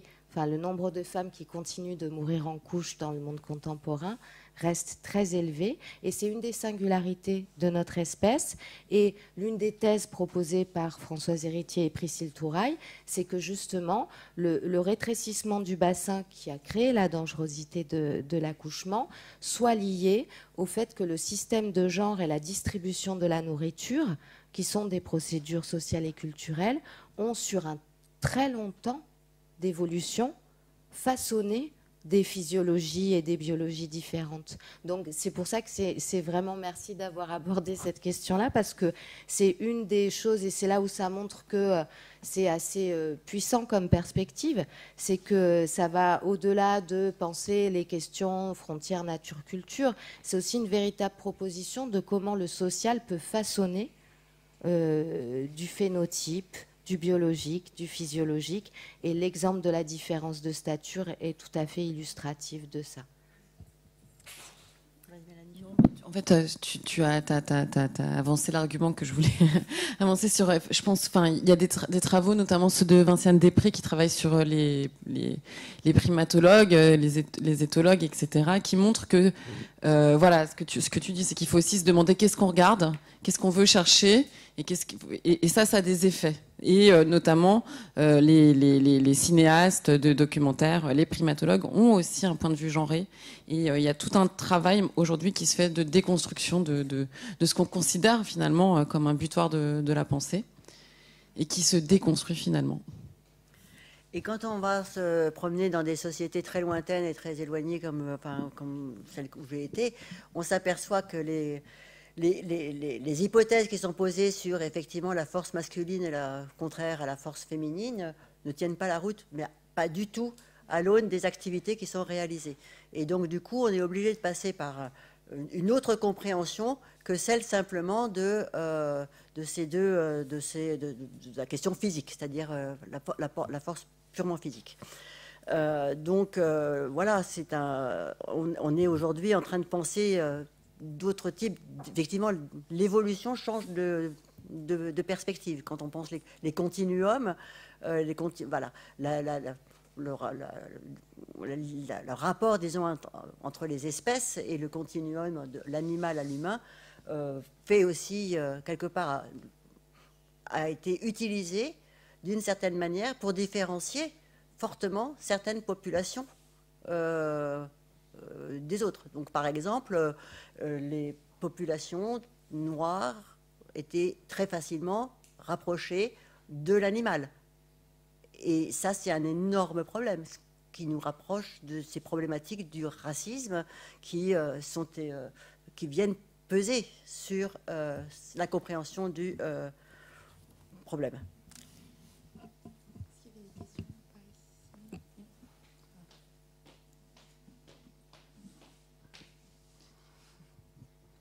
Merci beaucoup d'abord pour vos interventions. Moi, j'avais plutôt une question sur le lien entre recherche et engagement politique. Dans ce que vous nous avez dit, notamment sur l'émergence des questions autour des masculinités, c'est vrai qu'on voit le lien assez évidemment entre recherche et engagement sur les questions de féminisme et ce que vous avez dit sur le moment où c'est aux femmes d'aller vers les tâches masculines. Sur cette question des masculinités, comment est-ce qu'on réintègre aussi les hommes dans cette notion de valoriser des tâches féminines, et comment on lie du coup les travaux sur la masculinité à un engagement politique des hommes pour aller vers ces tâches féminines dévalorisées? C'est toi, ça. Alors, je sais pas trop comment vous répondre, parce que il me semble que pour le coup, ce que vous dites, c'est aussi que c'est aux hommes de s'engager. Et je suis pas sûre d'avoir bien compris, en fait. Qu'est-ce qu'on met en place pratiquement, vous voulez dire, pour faire en sorte qu'ils s'engagent? Alors moi, je répondrais peut-être de façon un peu provocante, c'est qu'on a déjà la lourde tâche de déconstruire, de nous-mêmes essayer de transformer nos pratiques. Est-ce que c'est à nous, les femmes, d'avoir à avoir en plus un travail d'explication, et notamment je me réfère à des positions de groupes racisés qui disent on veut pas éduquer les blancs, quoi. En plus, on veut pas avoir à faire ce travail-là. On a déjà beaucoup trop à faire, voilà.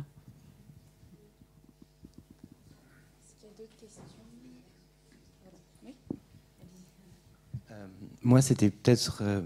Excusez-moi, d'abord, merci beaucoup. C'était vraiment très, très intéressant. Et moi, c'était une question de méthode, entre guillemets, de l'anthropologie. Alors, c'est très, très naïf à mon avis, mais donc, Françoise Héritier, dans ses interventions, elle parle fréquemment de la préhistoire, elle cherche à remonter aux origines de la domination.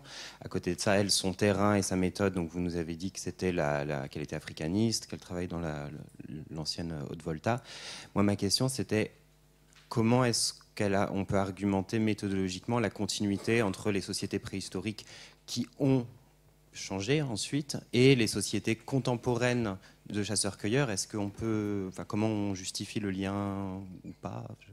Voilà. Je ne suis pas sûre de comprendre complètement la question non plus, mais c'est vrai que, disons, de la préhistoire...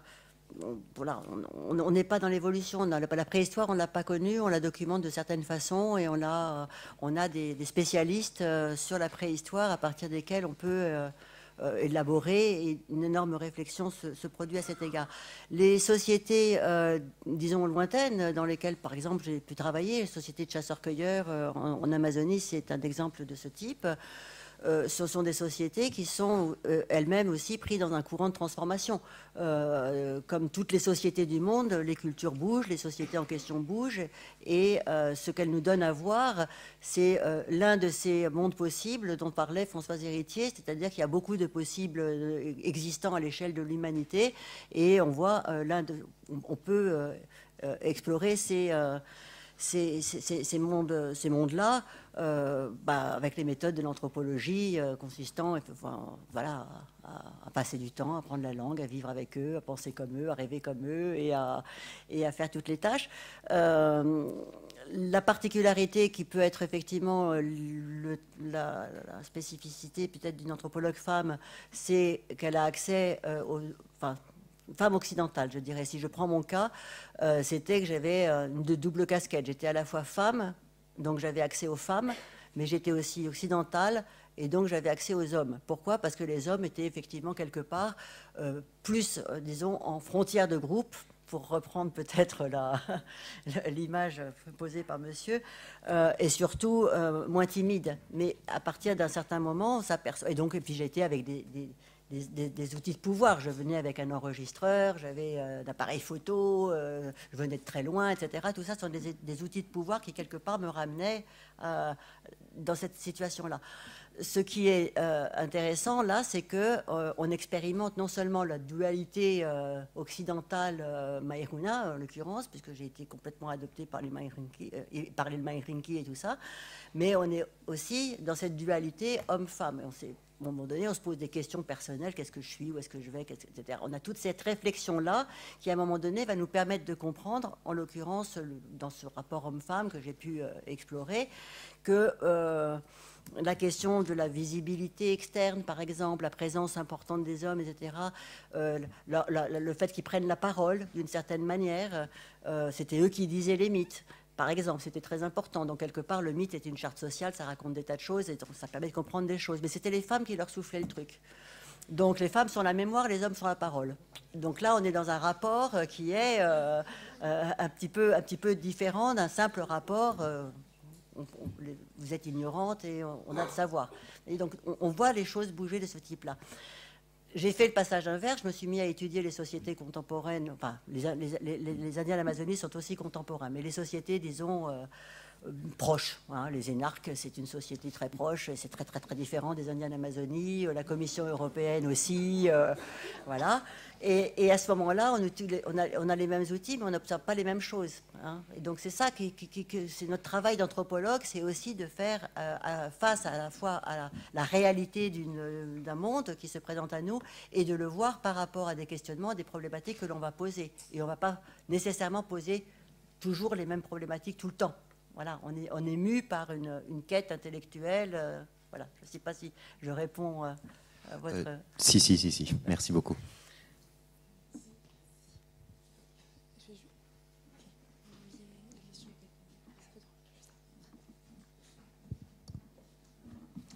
Bonsoir. Merci pour votre intervention et je vais rebondir sur la première question, enfin la dernière question qui a été posée. Voilà, c'est une question de méthode, c'est quasi la même en fait. Ici, on s'appuie parfois pour prouver donc la continuation de la différenciation des sexes sur un très long terme, sur donc des travaux de préhistoire. Or, en préhistoire, le fait est qu'il n'y a pas de source écrite, rien. En archéologie, on a, pour ainsi dire, peu de preuves, ou quasi pas de preuves, de la différenciation des sexes. C'est-à-dire qu'on n'a pas d'objets qui vont nous le prouver. On a des idées, des hypothèses, des schémas organisationnels de comment ça pouvait se passer dans les sociétés chasseurs-cueilleurs du Paléolithique supérieur, mais en l'occurrence, on n'en est pas sûr. Il nous reste peut-être, pourquoi pas, l'art pariétal. L'art pariétal, dans les contournés, sur 1% des représentations humaines que l'on peut en avoir, on a à peu près 80% de représentations de femmes. Bon. Donc ma question, c'est comment pouvez-vous prouver qu'il y a eu, il y a longtemps, cette différenciation des sexes? Donc on parle de 10 000 ans, 20 000 ans, 25 000 ans et avant, mais ici en Europe occidentale également avec les peuples qui existaient déjà avant l'époque. Comment pouvez-vous la prouver, si ce n'est également justement par ces recherches comparatives anthropologiques que l'on peut trouver aujourd'hui dans des sociétés chasseurs-cueilleurs qui sont restées, qui sont encore présentes. Vous avez vous-même dit qu'elles étaient justement évolutives, donc justement ils ont cette tradition orale qui leur permet de garder certaines idées de comment ça pouvait se passer. Encore, voilà, ça reste quand même très, très peu. Donc ma question est, comment est-ce que vous faites? Comment est-ce que c'est possible? Et j'espère que vous pouvez avoir une réponse parce que ça m'intéresse particulièrement. Voilà, merci. Alors, je ne pense pas que je vais avoir une réponse à ça, juste quelques petits éléments qui peuvent peut-être nous faire avancer dans la vraie question que vous posez sur les questions de méthode. D'abord, il y a plusieurs manières de convoquer d'autres disciplines. Ça peut être une manière qui est celle du détour, parce que l'anthropologie fait ça, elle fait le détour par l'ailleurs, historique, social, pour, en comparant, arriver à penser des choses. Donc ça, c'est une manière de faire. Après, derrière ce que vous dites, il y a aussi toute la remise en cause de l'anthropologie, la philosophie des sciences, etc. Qu'est-ce qu'il nous reste, effectivement, une fois qu'on a déconstruit un certain nombre de disciplines? Et il y a quand même des disciplines qui... mais là, ça serait... Est-ce qu'il y a des biologistes de l'évolution ce soir dans la salle ou des archéologues archéologie, voilà. Parce qu'il y a quand même des programmes, alors pas forcément sur le genre, mais où il y a des collaborations entre archéologues, anthropologues sociaux, anthropologues physiques. Et c'est vrai que là, il y a une vraie différence en France et aux États-Unis sur la manière dont c'est construit de manière universitaire la discipline. C'est-à-dire qu'aux États-Unis, on a Boas, première chaire en 1899. Il fait aussi de l'anthropologie biologique. C'est à partir de la mesure de crâne d'Italien sur une génération qui va montrer que c'est pas l'inné, c'est l'acquis, et remettre en question le racisme, etc. Donc, alors qu'en France, effectivement, il y a un gros problème, c'est qu'il y a eu ce divorce historique entre l'anthropologie physique et l'anthropologie sociale, et qu'on est à un moment où il faut vraiment qu'on se remette sérieusement à échanger, à discuter, et qu'on est dans une université qui est ultra disciplinaire, où ces frontières-là sont super compliquées à traverser, et où il y a vraiment... et là, on voit sur ces questions-là combien il y a un vrai bénéfice à discuter, pas seulement de manière monodisciplinaire de ces choses, hein. Et sur les questions de migration, par exemple, il y a un très beau programme de recherche aux États-Unis sur la frontière mexicaine-américaine, qui est conduite par un anthropologue et des archéologues, où ils documentent la culture matérielle de la mort dans la migration en traversant la frontière. Donc, et pour ça, c'est vraiment l'articulation de ces deux disciplines. Donc de plus en plus, il y a des choses comme ça, mais elles sont rares, et il serait temps qu'elles se développent. Moi, je pourrais compléter avec une réflexion, toujours avec mes questions autochtones, mes peuples autochtones, parce que finalement, ça serait peut-être un point d'articulation. D'abord, ils sont très peu nombreux, et ils sont quand même, ils posent beaucoup de questions qui nous font réfléchir. Et si l'on regarde un peu, non pas la question de la différenciation sexuée en général, mais si on regarde la question du pouvoir. La question du pouvoir qui est... souvent, on considère effectivement d'une manière principielle, je dirais, que les hommes ont le pouvoir et les femmes ont moins de pouvoir ou n'en ont pas. Les choses bougent un petit peu. Et, si l'on prend, on comprend à partir pour rejoindre un peu la réflexion de Sandrine sur l'université, comment elle s'est constituée. Il y a eu vis-à-vis de ces peuples en question les rouleau compresseur du colonialisme.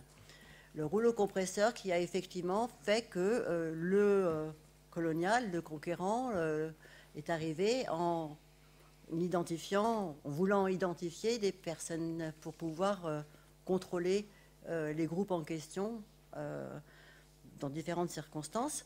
Et ils se sont, d'une manière assez commune, dans différents endroits du globe, ils se sont focalisés sur des hommes. Ils ont identifié le conquérant a identifié des personnages masculins à qui il allait reconnaître un certain pouvoir, les nommant capitaine, cacique, etc., etc.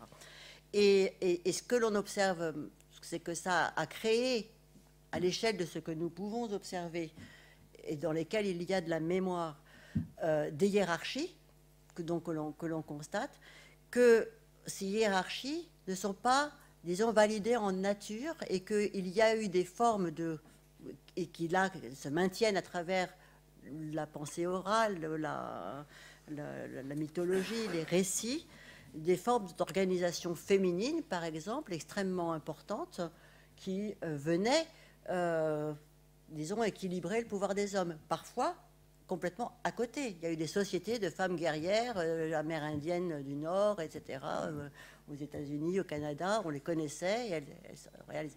Donc, du coup, l'attribution que l'on fait spontanément de l'homme est le guerrier, la femme fait la popote, c'est pas toujours validé, et c'est validé dans des conditions historiques sur lesquelles il faut s'apesantir, comprendre précisément. Et toutes les sociétés bougent, la mémoire reste, certaines formes de mémoire, donc effectivement l'art pariétal est une des formes de mémoire, et parfois on a de la relation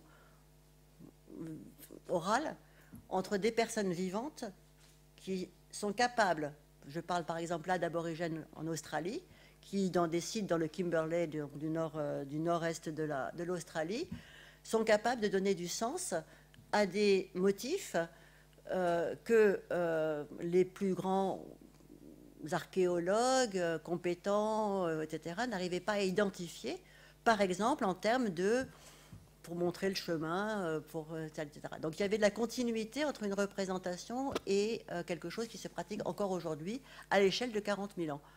Et là, ça nous interroge effectivement sur les moyens que l'on se donne pour comprendre un certain nombre de choses. Donc ces frontières dont parlait Sandrine.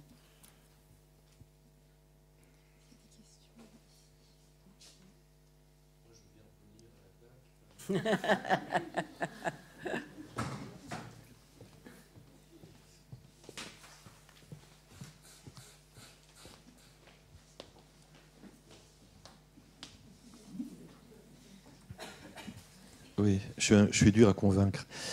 En fait, je suis tout à fait d'accord avec vous. Vous voyez, donc le fait de déconstruire, etc. Je suis tout à fait d'accord. Mais ça n'implique pas qu'au départ, il n'y ait pas eu inégalité naturelle. Vous voyez, pour reprendre mon exemple du départ, quoi. C'est-à-dire que le fait de déconstruire actuellement c'est très bien, mais le fait qu'il y ait une égalité au départ homme-femme venant de la nature, ce n'est en rien contraire à ce que vous dites. Alors, pour aller dans mon sens, si vous voulez, par exemple, au niveau du mâle guerrier, vous venez d'en parler, hein, un obstacle à la femelle guerrière, c'est la maternité. Vous voyez, bon, il faut la maternité, on ne peut rien faire, et après, il y a le gamin qui est là, la femelle chimpanzé qui traîne son gamin, quoi, et elle ne peut pas aller se batailler avec les mâles. Vous voyez, il y a ça. Et tous les hommes ne sont pas des guerriers non plus. Oui, tout à fait, mais non, tout à fait. À un moment donné, les femmes peuvent rentrer et puis faire des enfants. Et puis... Oui, non, mais je veux dire, si on raisonne en gros, quoi, c'est vrai. Et alors, un dernier truc, après je me tais, hein, c'est que l'histoire, je suis difficile, hein, l'histoire de différences des tailles, vous voyez, je ne suis pas vraiment convaincu. Et les études alors peut-être que mes réflexions datent, hein, mais il y a quelques années, moi, ce que j'avais lu, c'est qu'actuellement, si vous voulez, les différences de morphologie diminuent avec les différences, avec le pouvoir s'estompe et la différence de taille s'estompe aussi. Vous voyez, voilà. Bon, alors c'est peut-être parce que je mesure toujours pas 1m60 que je suis aussi déterminée là-dessus, mais par rapport à ce que vous dites, je pense qu'il faut aussi, peut-être il y a quelque chose sur quoi on n'a pas été assez clair, c'est que une des premières choses qu'elle dit, Françoise Héritier, c'est quand même qu'il y a une confusion entre la différence et la hiérarchie. C'est-à-dire la différence, on ne va pas dire il n'y a aucune différence. Le problème n'est pas celui de la différence, le problème c'est de l'établissement à partir d'une différence, d'une hiérarchie qu'on va fonder en nature. En fait, c'est ça qui pose problème. Parce que la différence pourrait ne pas être un problème. Le problème, c'est qu'on fonde sur la différence la hiérarchisation. Donc, vous voyez que... Oui, je voulais juste poser une question avant, c'est même la pertinence de cette question, à savoir, est-ce qu'on voit qu'il y a un exemple de différence naturelle entre mâle et femelle chez les non-humains? Est-ce que, pour autant, quand on est passé chez les humains, est-ce que la même question se pose? Enfin, pour moi, ça n'a pas du tout de sens, cette question. On n'a pas à aller prendre des exemples dans le monde animal sur les modèles de société qu'on a mis en place. Elle est bien partie ce qu'elle disait au début, c'est sur l'observation du corps humain, et à partir de là, on en a déduit des possibles.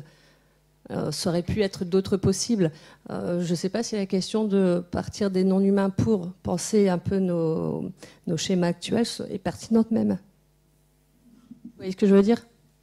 Moi, quand on me pose la question, on me dit « Regarde, chez les humains, ça se passe comme ça », je dis « Ouais, mais ça n'a rien à voir, quoi. » Non, puis c'est surtout penser, ne pas avoir un regard critique sur notre représentation de ce qu'est la nature. C'est-à-dire que notre regard sur les non-humains et de le penser en termes d'organisation sexuée, quoi, c'est aussi quand même assez discutable. Alors, après, il y aurait un autre débat à avoir, sans doute, c'est quand on dit non-humain, qu'est-ce qu'on dit? Est-ce que je renvoie simplement à l'animalité ou est-ce que je renvoie à la post-humanité? C'est-à-dire à tout cet espace spirituel, etc., avec voilà, le monde invisible et toutes ces relations. Et nous avons, dans notre monde occidental, en fonction de notre éducation, une certaine compréhension de ce que humain veut dire. et que cette compréhension de ce que humain veut dire n'est pas identique partout dans le monde. De facto, on a des sociétés qui ont une considération infiniment plus large de l'humain que celle que nous avons, nous. Donc là, on a ce problème-là de la détermination de ces rapports. Il n'y a pas que Descola. Hein. Je veux dire, oui, Descola, il en a beaucoup parlé, il a fait des... Il n'y a pas de problème. Bonsoir, et merci également pour cet exposé. Moi, je me posais une question plutôt sur Françoise Héritier, puis sa pratique et la collaboration entre différentes disciplines. C'est-à-dire, par exemple, l'ethnologie et la sociologie, également avec les arts, le dialogue avec les arts. Est-ce que c'est quelque chose qu'elle a intégré dans sa discipline et dans sa pratique, par exemple? Enfin, moi, j'ai lu le sel de la vie. Et j'ai été très touchée par justement son potentiel poétique. Donc je voulais savoir si, dans ce que vous connaissiez d'elle, elle aimait ce dialogue avec voilà, différentes sources, différents apports. Moi, je crois qu'elle était effectivement extrêmement ouverte à ces différents apports. C'est quelqu'un comme, je veux dire, une des preuves d'ailleurs de l'ouverture, c'est de pouvoir incorporer la contradiction dans ses propres travaux. Donc c'est quelque chose de très important. Et en matière de sciences humaines, d'ethnologie et d'anthropologie, on est très très très souvent confronté à des tas de contradicteurs. Très souvent. Pour des tas de raisons très différentes les unes des autres. Mais donc, le dialogue interdisciplinaire s'est certainement développé plus, enfin se développe plus aujourd'hui parce qu'il est poussé, il est stimulé aussi par l'institution, par des organes comme le CNRS ou d'autres, et parce qu'on a ce champ qui s'est construit des sciences humaines et sociales. Donc, effectivement, il y a du dialogue, bien sûr. Bien sûr qu'elle a du dialogue, mais quand elle a fait ces les deux derniers livres, je crois, hein, le goût de la vie, le sel de la vie et le goût des mots, elle s'est fait plaisir. Elle s'est fait aussi plaisir en revenant sur quelque chose qu'elle n'aurait pas pu écrire quand elle était, en effet, dans cette fonction d'être directrice d'études à l'École des hautes études, d'être professeure au Collège de France, dans lequel il fallait effectivement qu'elle élabore plutôt tout ce domaine scientifique. On construit des domaines de recherche, on construit des domaines d'enseignement, et c'est quelque part là, c'est des luttes aussi quotidiennes. Et donc, elle va pas se laissait pas distraire à ce moment-là dans l'écriture poétique qui est celle de la fin de sa vie. Et justement, est-ce que ça a un impact encore plus grand quand on est une femme, cette dispersion vers d'autres formes d'écriture? Est-ce qu'on fait encore plus attention à justement construire un corpus solide pour sa légitimité en tant que chercheur, etc. Vas-y, je voulais juste, avant que tu répondes sur l'écriture, moi je voulais juste évoquer des exemples parce que au Conseil national du sida, elle a travaillé avec des gens de disciplines très différentes. Et dans des anecdotes que me racontent des gens qui ont travaillé avec elle, par exemple un collègue épidémiologiste qui me disait, je me souviendrai toujours quand elle nous a dit, mais dépistage, vous savez que c'est un terme de chasse, messieurs, ou cible, mais vous vous rendez compte que vous... Donc, en fait, il en reste la trace de justement cette prise d'écart par rapport aux mots dont toutes les disciplines sont chargées, d'une vraie réflexion qu'elle a menée sur mais quel mot on est en train d'utiliser pour nommer les choses. Non, peut-être juste un mot sur effectivement, est-ce que les femmes s'autocensurent en tant que scientifiques sur d'autres formes d'écriture qui relèveraient plus du littéraire, etc., pour renforcer leur statut de scientifique? Ça, c'est certain. On connaît quand même beaucoup de collègues qui vont vers le roman. Des anthropologues qui font romans graphiques comme Erlani Gouvarakit. Oui, c'est vrai. Mais c'est vrai. Bon, je suis peut-être pas un bon exemple. Mais il y a aussi la question qui a été abordée par Héritier, c'est-à-dire on met souvent les femmes anthropologues du côté de une écriture très factuelle sur très peu de potentiel théorique. Et je pense que quand on y parvient avec la force de Françoise Héritier, peut-être que revenir vers des formes, des pas de côté, c'est peut-être plus difficile, je ne sais pas, mais j'ai pas vraiment de réponse. En tout cas, c'est certain qu'il y a une forme d'autocensure de la part des femmes qui doivent renforcer leur degré de scientificité beaucoup plus que les hommes. Un peu plus prouvé, quoi. Oui. Ouais.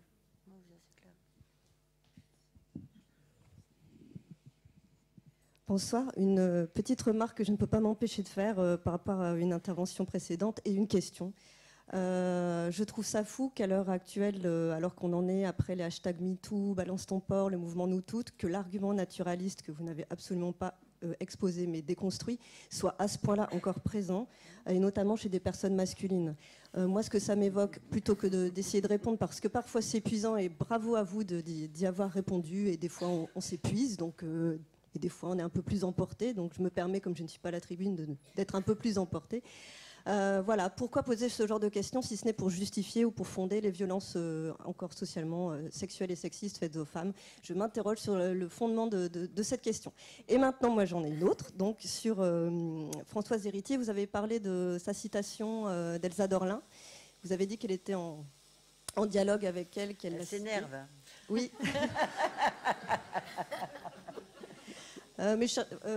Et donc je me demandais si en dehors de la citation, l'intersectionnalité ou des concepts apportés par Elsa Dorlin avaient été repris dans les textes de Françoise Héritier. C'est-à-dire, est-ce qu'elle l'a juste cité en disant oui, ça me fait un peu réfléchir, ou est-ce que vraiment dans ces concepts, il y a des choses qui ont changé? Je pense que l'intersectionnalité est venue après Françoise Héritier.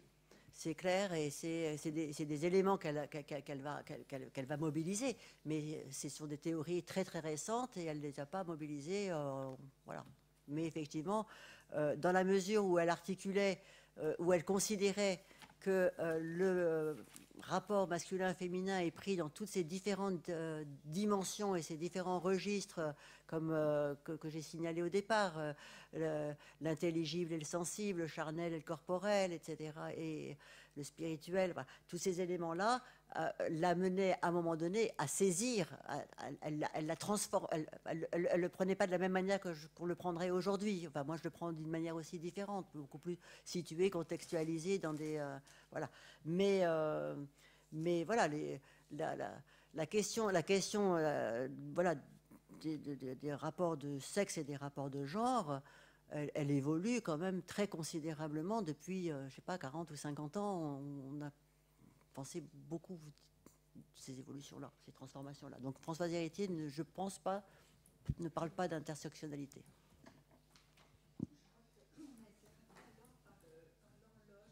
Ah voilà. Bon. Bien, merci à vous tous.